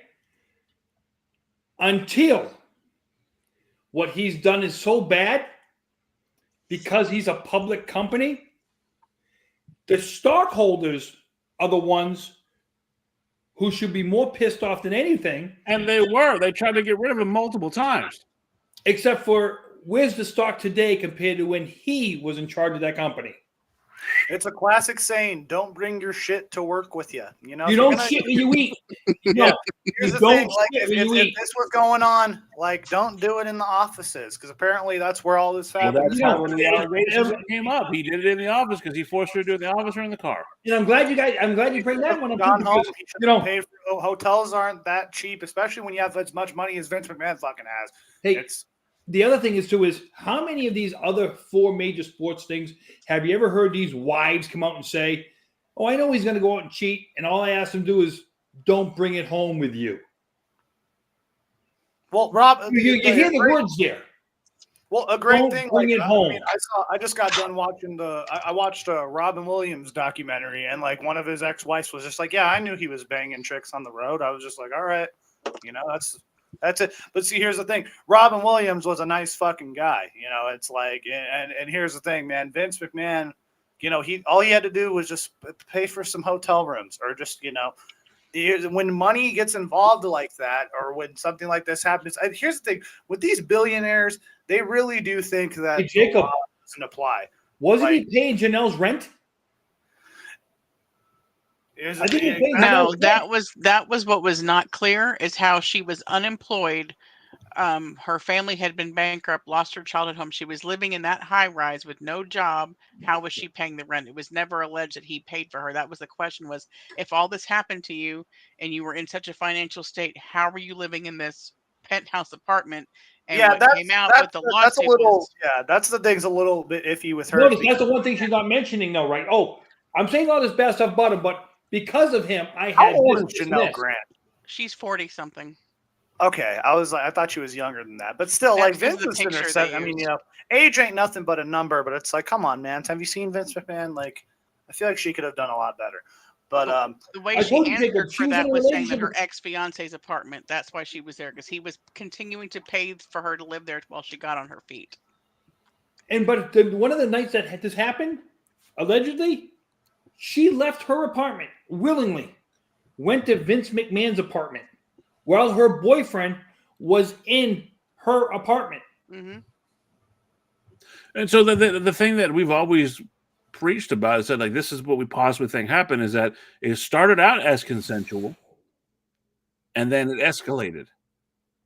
Look, how many of us can sit here and say that we've slept with everybody that we were attracted to and that we didn't, fuck, I've slept with some girls that, like, look, man, some of them I downright loathe. But he still slept with him. Hey, Jacob's the Wolf of Wall Street. Yeah, no, it's like put this paper bag on your head, and no, I'm just kidding. I've never done that. I love and respect women. I will put that out there. But no, it's just Dan has a point though. It's the point. Like I've had people who I wouldn't even look a second way that I've laid with. Well, what about Leland? What did Leland just say? I'm ready. Was it actually willingly? Or did the terms of the NDA say, when I come, you call? When I call, you come. Now, my thing about that is, at her age, she had a choice. She had the choice. You cannot tell me she didn't have a choice. So we're saying, if he's saying, well, you're fired or stuff like that, but if she's unemployed at the time, he was already but if she was unemployed still, then I guess she either was fired or wasn't hired. He came and then she called an Uber. Well, and the NDA came after all that happened. I'm going to take an unpopular opinion here and say, so allegedly, right, her and her fiance were not together, but he was letting her stay there. She meets a man. She just lost both of her parents. She lost her childhood home. She is in a fragile emotional state. She meets a billionaire who she was introduced to by the owner of the property, who said, hey, I have this friend who is in a hard way, needs a job. And he said, send her up, have her bring her resume. I'll talk to her. She meets this person who's a charismatic billionaire. You're in an awful position. Those could be attractive qualities to a woman in a vulnerable state. They initiate an affair. How many times have you heard the adage of you turn the heat of the water up on the frog doesn't know it's being boiled alive. You meet this person who knows how to play mind games, who knows how to manipulate, who knows how to get what he wants, and has somebody basically waiting on his every word that he can allegedly do that to. By the time she's in as deep as she is, like, he's moved the field posts every time they've gone to something. Okay, I want you to send me these pictures. I want you to talk to this person. And at the point that she has been broken down mentally abused, in her words, physically and sexually abused, What state is she in to say no? What state is she in to go and ask for help? How many abusive relationships do women stay in for years and years and never get out? Is this a cash grab? Potentially, but we also have to recognize there's a chance she really is a victim of this man. Let me ask you And this. he needs to have it publicized and needs to be addressed. Do I think he's going to get criminal charges? No, but he needs to be exposed. Part of his punishment is losing his legacy. That company is no longer his. The McMahon name is now trash. He's going to get his comeuppance, whether it's in a courtroom or when he goes to meet his maker and has to answer for what he's done. If she's lying, she will have to answer for that as well. But we didn't get here and have the possibility of her being right without his track record of what he's done from the very beginning. He's put himself in this position. She is potentially a victim, and we can't lose sight of that. Well, here's my other thing on that. Hold on, time out. I've never seen Gerard, but wait, hold on. I'm glad you just bring that up because I don't even know what to say to that. That was beautiful. That was spot on. Let's look at the flip side of that. Thank you. We're going to talk about Vince. He's going to be ripped apart to shreds. And how you just said that about her. How is her mental and emotional competence? And will they be allowed to challenge her previous sexual activity, just like he's going to be ripped apart? And is she up to that challenge? If she's up to that challenge to have them dig into all her previous relationships and see if she did anything like this before, to see if she allowed anything like this to happen before. That's where it's going to come into play huge. You want to get that judge that says, we're not going to allow her previous sexual activity to be exposed, but we're going to allow Vince's previous sexual activity to be exposed. She's not the one on trial. And on top of that, no, but you know what? You have a right in this court, in the very court of law, in the United States of America, you have a right to face your accusers. And if you're the one asking if you're going to come after that guy, you're opening yourself up to the same thing to make sure. I think she's not a public figure. He's a public figure. His indiscretions are out there for everybody to see. It's not like all they have to do is literally pull up any fucking video of Vince, talking, Undertaker's wife is going to be raped by a motorcycle gang. Like, you just have to pull up any type of footage. Now, granted, you can make the argument like, that's not real. It's all kayfabe. But here's the thing: the law doesn't think about that shit. The law doesn't think about that shit. They'll be like, because I'll tell you this right. Hey, here's the thing. Here's the thing. It was a long time ago. Remember when Bruiser Brody got stabbed? They thought it was an angle. They were like, well, this is all wrestling bullshit.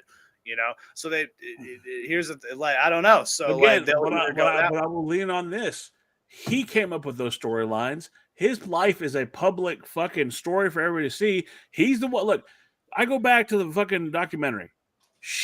All the information that we used in that documentary was public knowledge. We didn't go to some dirt sheet to find that shit. We didn't go to some random shit. That shit was all fucking public knowledge. And every bit of that shit made him look like a jackass. He did that to himself. Not anybody else. He did it. Her life before this was private. She's not in the public spotlight. She was there doing her own thing. Again, part of me feels like it's a crash grab. It is what it is. That's what I think. But she deserves the right to keep her private life until he made this situation happen. We talked about the Vince part of this for a while now. We talked about the Brock Lesnar part of this. We can't go on and keep not talking about Michael Hayes. I don't believe for a second Michael Hayes was a part of this, because here's the thing. I don't believe Michael Hayes is straight. So I wholeheartedly do not believe Michael Hayes was either a part of this, because Paul London wasn't showering, so I don't think that this is not Michael Hayes is, he may be a part of it, like in a way of like, hey, Vince probably was like, hey, look at these pair of tits, Michael. Correct. Or something like that. I don't know. And they messaged. So allegedly it'd be the same involvement Brock had, where she was sending him pornographic text messages at Vince's behest. But I did not read anything, and I could be wrong, but I didn't read anything where he was physically involved with her. But my question is, but when it comes to that, is though, We can go back to the other case we talk about all the time. Leland made a point right there. Right. Okay. My question is this. Knowing what's going on and not reporting it. We've talked about this before. Yes. Does it make Michael Hayes as guilty for not reporting it? Absolutely. And that, and that's where it's going to come down to saying of, okay, we know right now she's not going after the criminal part of it. No criminal counts can be brought right now. But if Michael Hayes knew about this going on and he didn't say nothing just to hold his job, yeah, who else did the same thing? I think he'd be the modern day Mario Mancini. Same thing with anyone not surprised? Like, is anyone kind of surprised that Bruce Pritchard isn't a part of this in some way? Yet. That does surprise me. Because remember, I'm a little bit surprised. I don't know, because like the way I don't know. Maybe I'm reading into something, but I don't know. I think I don't know. Who also had a wife who was sick with cancer, just like Laurinaitis. Tripp, you can tell me better than that. I saw something that the original lawsuit was 67 pages. Correct. It went up to 101.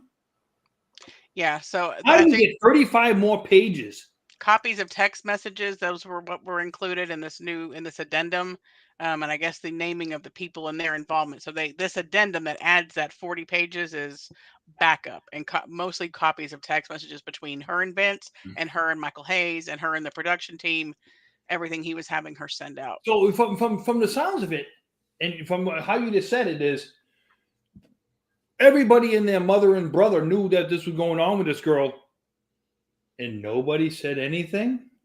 Because I'm going to tell you this right now. Vince just paid $1.7 million in SEC fines for not revealing his NDA. What would keep these people from not having the SEC look at them and say, wait a minute, you knew this was going on. This can affect the stock. We're going to come after you for fines too, because you're withholding information that can affect stock in a company. I legitimately don't think that Nick Khan or even Triple H knew about any of this, just because of how that TKO has handled this, or even Ari Emanuel even said, like, yeah, no, Vince has no direct involvement with the company at all. Like, I go out to dinner with him every now and then, but no, he has no involvement at all. I don't know. I think out for breakfast. Breakfast. But here's the thing. Like, I don't know. We don't know what happened behind closed doors, and the really unfortunate thing is that it really is gonna probably end in a settlement. And like Tripp said, like, there is a victim here potentially. And what's unfortunate is that it's going to end up in a situation where Vince is going to be like, somehow this is going to look good on Vince in some way. Like,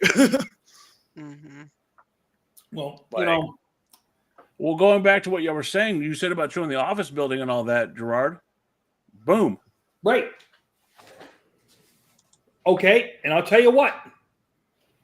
Security.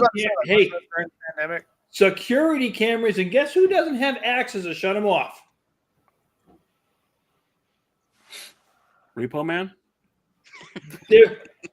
Every floor you go on, it's GTV, like back in the day.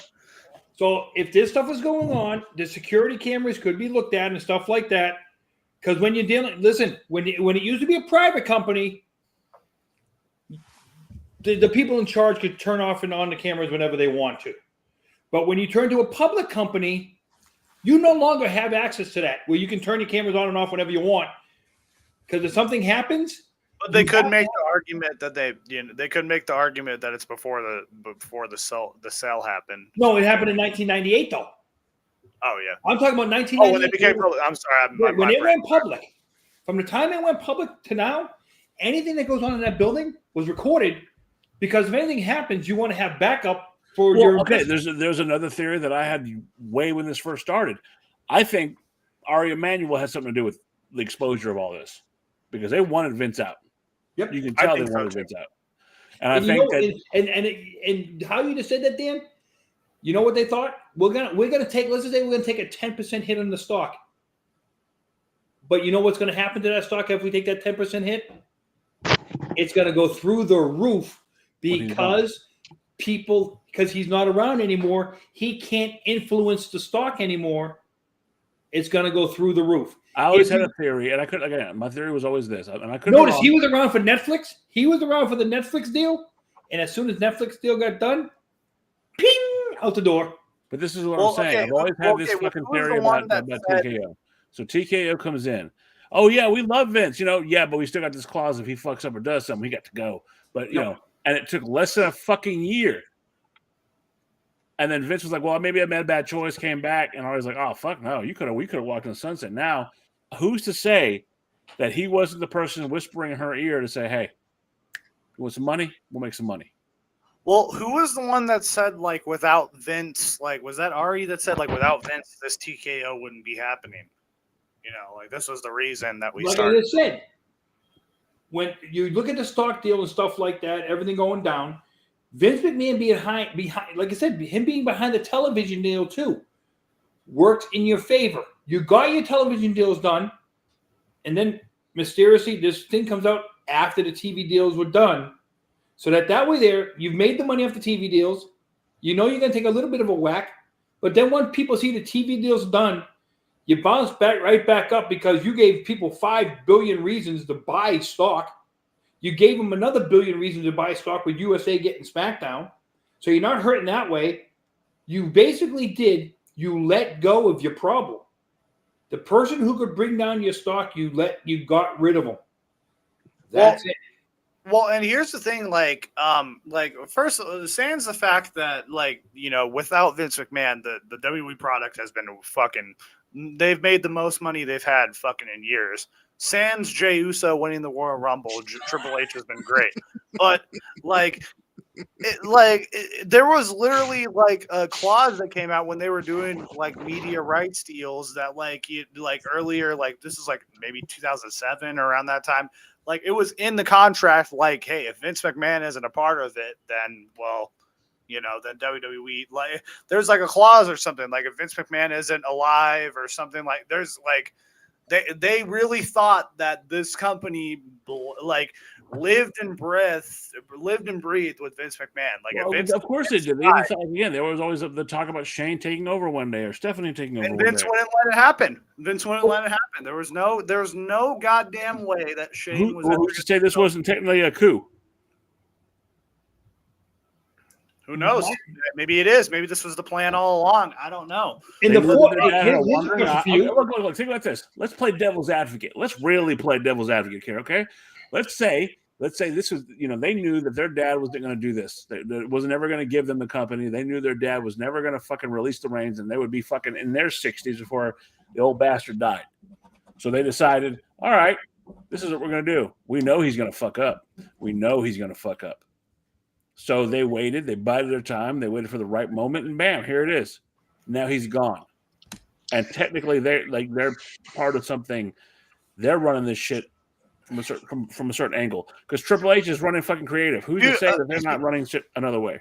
I was going to propose this when I brought up Linda. I'm like, do you think that Linda is probably because Gerard said, Linda was in charge of she was the business part of WWE for a long time, and I don't know. I wonder if Linda's involved in a weird, right now, no.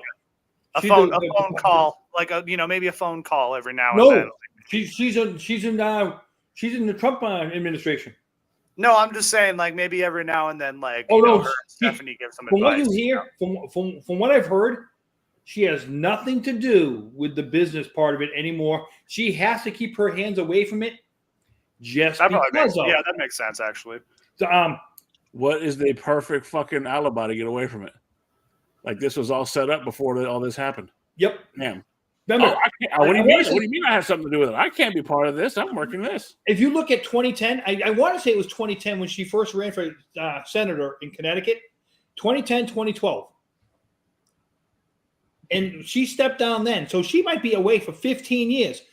Is anybody going to tell me that somebody who's not been part of a company for 15 years should have anything to do with what's gone on there for the past 15 years?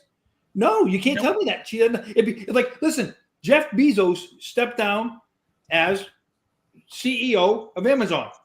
He's still chairman of the board, but he's no longer CEO, which means other than having stock, he doesn't make any of the day-to-day decisions. My thing is, when it comes to WWE and or any professional wrestling, I want to know, and Trips, you might know, I don't know if you looked this up. In the other 4 major sports, they have a thing called personal conduct policies.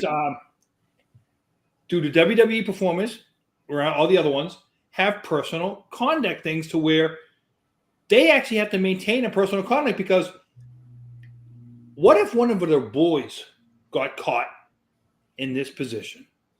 You fired. Velveteen Dream. No. I'm talking about you're going out banging roadies and stuff like that, like a rock star. And one of the roadies decides one day to just say, hey,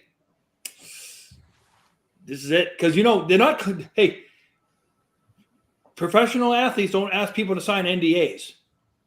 I would wager there's not any kind, because Plane Ride from Hell, that would have been, you'd have had about 6 guys who had been booted that day.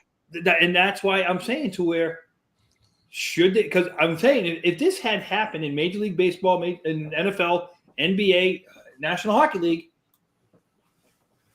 I think you'd have a whole different scenario. And all you got to do is look at what happens to the players when they beat up their wives, get into a fight with their wives. They get hired by the UFC and they fight in the heavyweight division. Here's the thing, Whose parent company is. Here's the thing with that. Like, you can live. You could be Ray Rice, you could also be Brock Lesnar. Well, no. Look at that. No, I don't know if you know about Wander Franco. Wander Franco played for the Tampa Bay. I know some shit.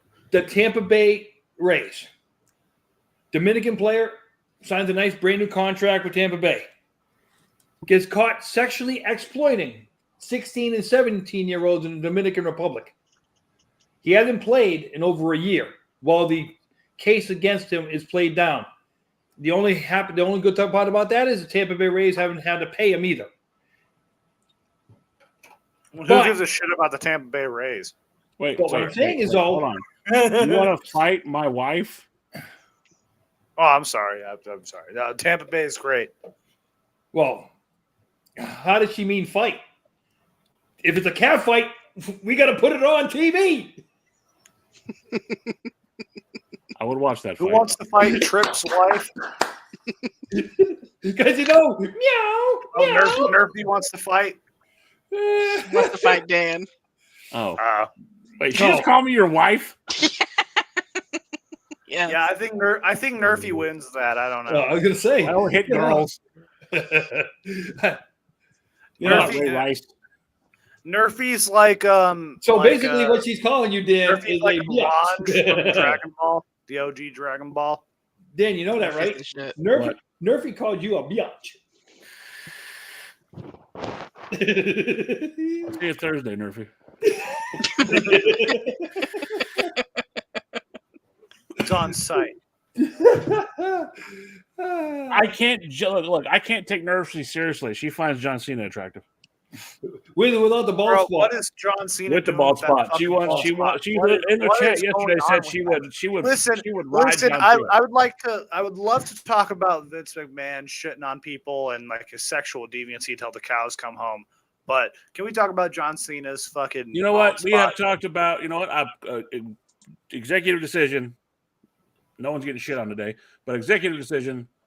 We've talked about the Vince stuff. Wife, are you okay if we just stop talking about Vince stuff because it's very draining and sad? Yeah, I'm good. I said what I need to say. You want to talk about John Cena's bald spot?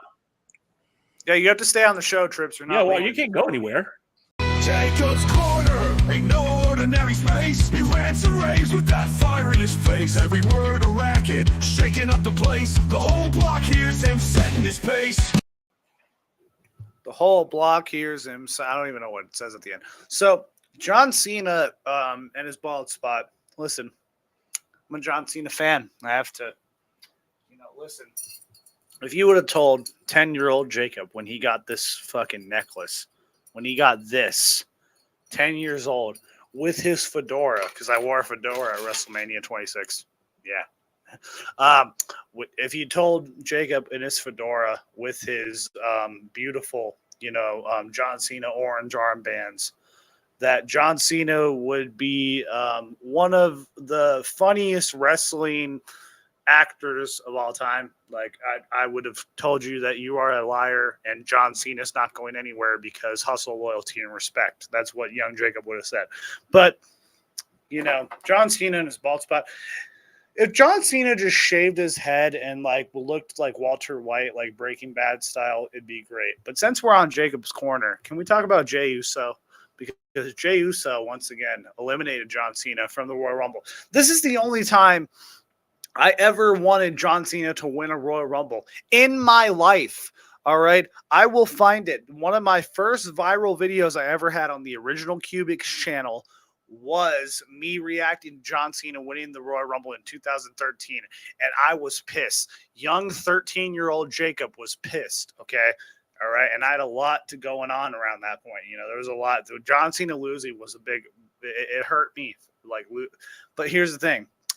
I like John Cena needs to lose that bald spot. He needs to go Walter White, have him turn heel. If this was his final run, if that was his final Rumble, then do something. Have him turn heel, have him go corrupt, have him kill Jey Uso, literally, have him attitude adjustment off of a fucking dumpster truck or something. No, I'm just kidding. I don't wish death on Jey Uso, by the way. Sorry. Jey Uso could fucking super kick my ass to oblivion, too. I'm just saying. The bald spot speaks to my daddy issues. Well, I think that's the end of Jacob's Corner right there. Jacob's Corner where the truth ignites. No holding back, no silent nights. His rage cuts through the dark of lights. Every lance a battle, every word a fight. I just got to say this. I do raise cunts through the dark of night. But I was going to say, when I read this thing about Cena's bald spot, right? I don't have words right now for what I've just read in that chat. I got to say. That's why Murphy, you can find Murphy okay. every Thursday morning on the Dorks podcast. The bald spot speaks to my daddy issues. Didn't we just have an hour discussion about daddy issues? Okay. I would like to say to that. What can you say to that? I think we found the fucking female Cubics, and she's on the Dorks podcast. No. I had therapy today. Therapy for what? Listen, okay, Nerfy. It was nice that I knew that, I actually met Cena before he actually became famous.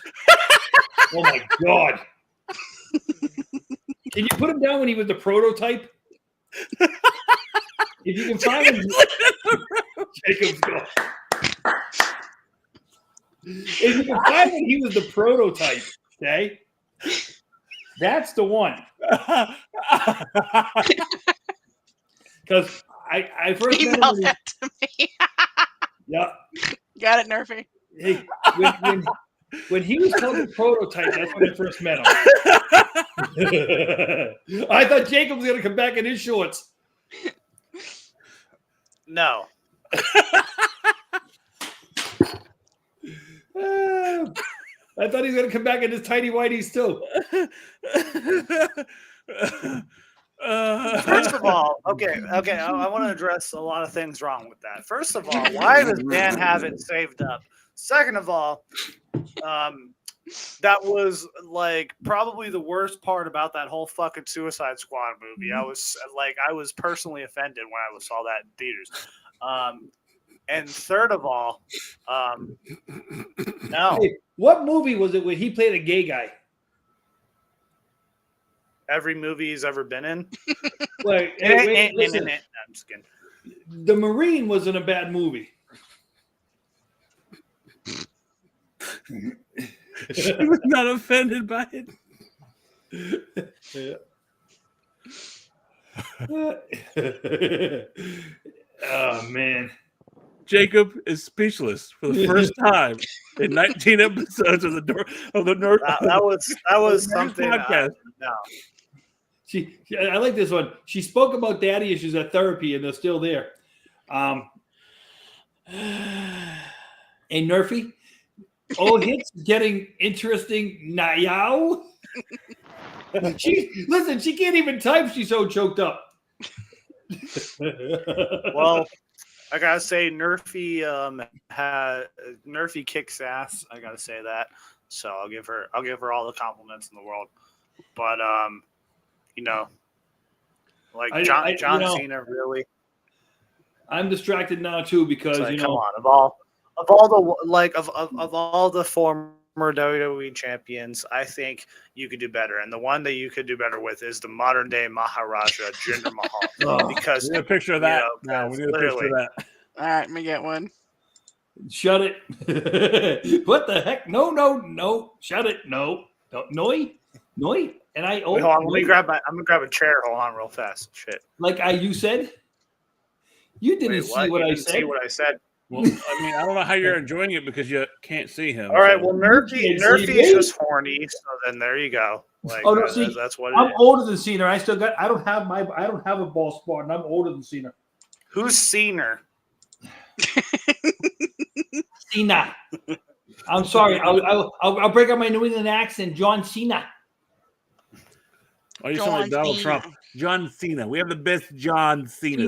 Yeah, John Cena. We got John Cena. John Cena got cheated out of the Royal Rumble by some queer Jey Uso.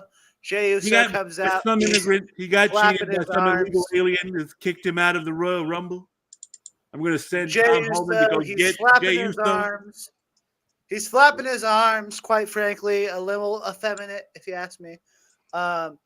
And John Cena, this is his last Royal Rumble. Look at that man. Look at that man right there. Listen, you want to see Jey Uso and then look at that. These are men. These are men. Guys, I feel like we pivoted. I feel like we went somewhere. Nerfy's old enough. I was gonna say because she's I feel like we went somewhere. we definitely pivoted. She's having these daddy issues right now. She's picked the wrong show to talk about having daddy issues. No, she's picked the perfect show. Are you kidding? No, she picked the best show of all time. What are you talking about? Because we love Nerfy. There it is. Maybe Janelle was just having daddy issues. See, now she's shy in the chat. Now she's all upset. Don't be shy, Nerfy. Let your kinks fly. Fly that freak flag, girl. Yeah. You just want her to like the modern day Maharaja. That's all you want. I don't know. My God, where have we gone with this? No one wants that. We definitely pivoted. But that's okay. That being said. Well, we still got 8 minutes, kid. Yeah, we got 8 minutes. What the hell are you doing? Said. My God. With that being said, I have to say, when you're going to be, when you're in charge of a building, just don't, have sex and do sexual acts inside the building. I would say go to a hotel room. And also, I don't know. If he just come out and did a Bill Clinton and just said, I did not have sexual relations with that woman. Hold on. Let's do it properly because we all watched those when I was younger. Listen here, America. I did not have sexual relations with that woman. Miss Lewinsky. Let's be fair. I did not sleep with that woman. Hey. In fact, I was up all night. Hey, listen. He went to a box of Cubans though, with Malinsky. He went to a box of Cubans with Monica though. Yes, he did. That's a valid point, Nerfy. That's a valid point. Yep. See, Bill Clinton actually tried, he actually wanted, he's like, listen, I have not been entirely truthful with you. Hey, When was the last time Vince ever fucking said, I'm not entirely truthful with you? Hey, well, look at like this too. Hey, Bill Clinton got impeached, right? Bill Clinton got impeached for the one crime that every man in America could be accused of at one point or another. Busting a nut on someone's dress? No, he got impeached for Paula Lying. Daniels. No, he got impeached for But lying no. to Congress. Right, Because about of, his affair with Paula, Yeah. what's her face? He was paying her off.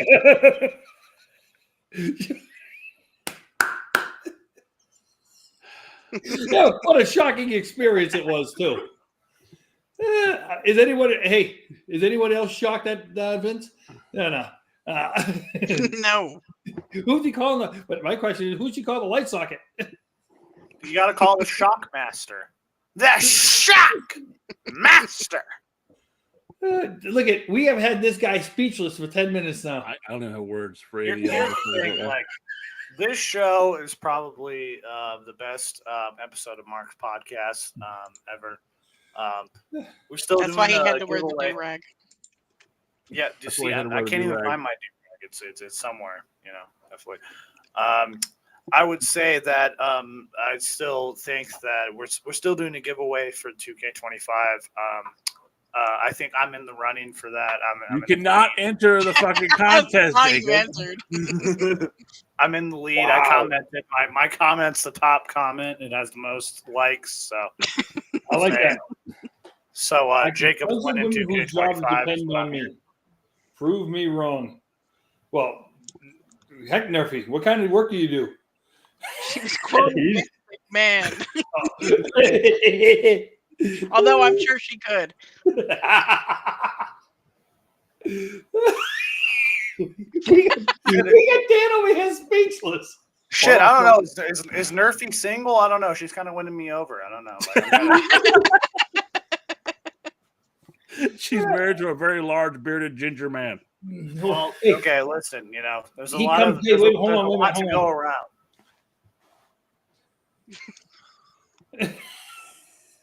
2 minutes. That's it. 2 minutes. That's a long Girls would be time. lucky if it was only 2 minutes. Right. What's wrong, Well, Dave? What's Yeah. the matter, Dan? That's about that's about as long as the height for Jey Uso lasted. For, I wonder if he says yeet when he's done. Ew. yeah, no, you fucking Listen. do. That's just nasty. Last time I was the last time in Miami, I saw the I'm mansion. done. Yeet. I saw the mansion of the guy who developed Viagra. Oh no, I saw the mansion of the guy that developed Viagra. I'll tell you what, I would take all that money for that house. Holy smokes, that guy's a. The little blue pill did him wonders. So tonight we've talked about main event Jey Uso going to the main event of WrestleMania. We talked about the Royal Rumble. We talked about the Janel Grant issue. We talked about Daddy Vince issues. McMahon. Daddy issues. Yeah, We've talked about daddy issues and John Cena's bald spot. And to finish out the show, we ties talked into about the daddy issues. to You finish have to that have out. We've had Cubics hit on a married woman, walk out of the room after seeing John Cena's package, and Viagra. Sounds We like a didn't forget about balance. the daddy issues. Sounds And like we've a also balanced heard show. talk about Bill Clinton. All right, now I have to say this: how fresh is the marriage? I'm just kidding. I'm gonna Please, say I that- don't know. I don't know what Jacob, Murphy's husband Jacob, looks like. I'm going to Please say don't put this, my ass and in I it. mean it with Totally all the could. love in the world. That woman would eat you alive. Jacob might like it though. Sorry, wait, no, I'm sorry. Wait, what? Don't threaten me with a good time. Exactly. Jacob might like it. Listen, he might like to be smacked around a little bit, Dan. We could have we could have Vince and Janelle reversed.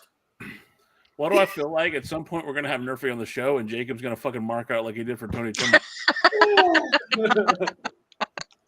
I'm just like my tone just softens. I'll be like, oh yeah, how's your day going? Hey, Murphy. Hi. You're the goat, and you're the new goat. You're the new goat, Murphy. Yeah. He might like to be smacked around. Listen to his voice. He might like it. What? Don't threaten me with a good time. I already said that. Sticks and stones may break my bones, but whips and chains excite me. Well, I'm surprised you even know that song. But Yeah. Well,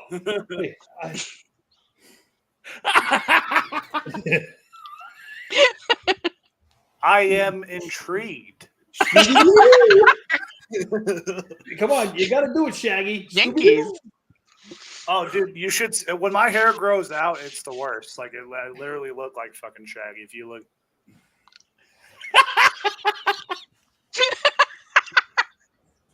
She's gonna get us kicked off the air. Well, I We have got to 10 say, seconds. again, That being said, don't threaten me with a good time. that is. I am Dan, the Flying Jalapeno. That is the inside man, Gerard Millette. And that is Jacob Scooby Snack McGovern. We see you next week. All of you Marks have been listening to the Marks Podcast on YouTube. Calling all the grappling fans, from body slams to high-flying plans. Join the chat, hear the scoops. Jump in quick, don't be a stoop. We're throwing down in every match with tales and fights that you can't catch. The Marks Podcast is the place to be for every wrestling mystery.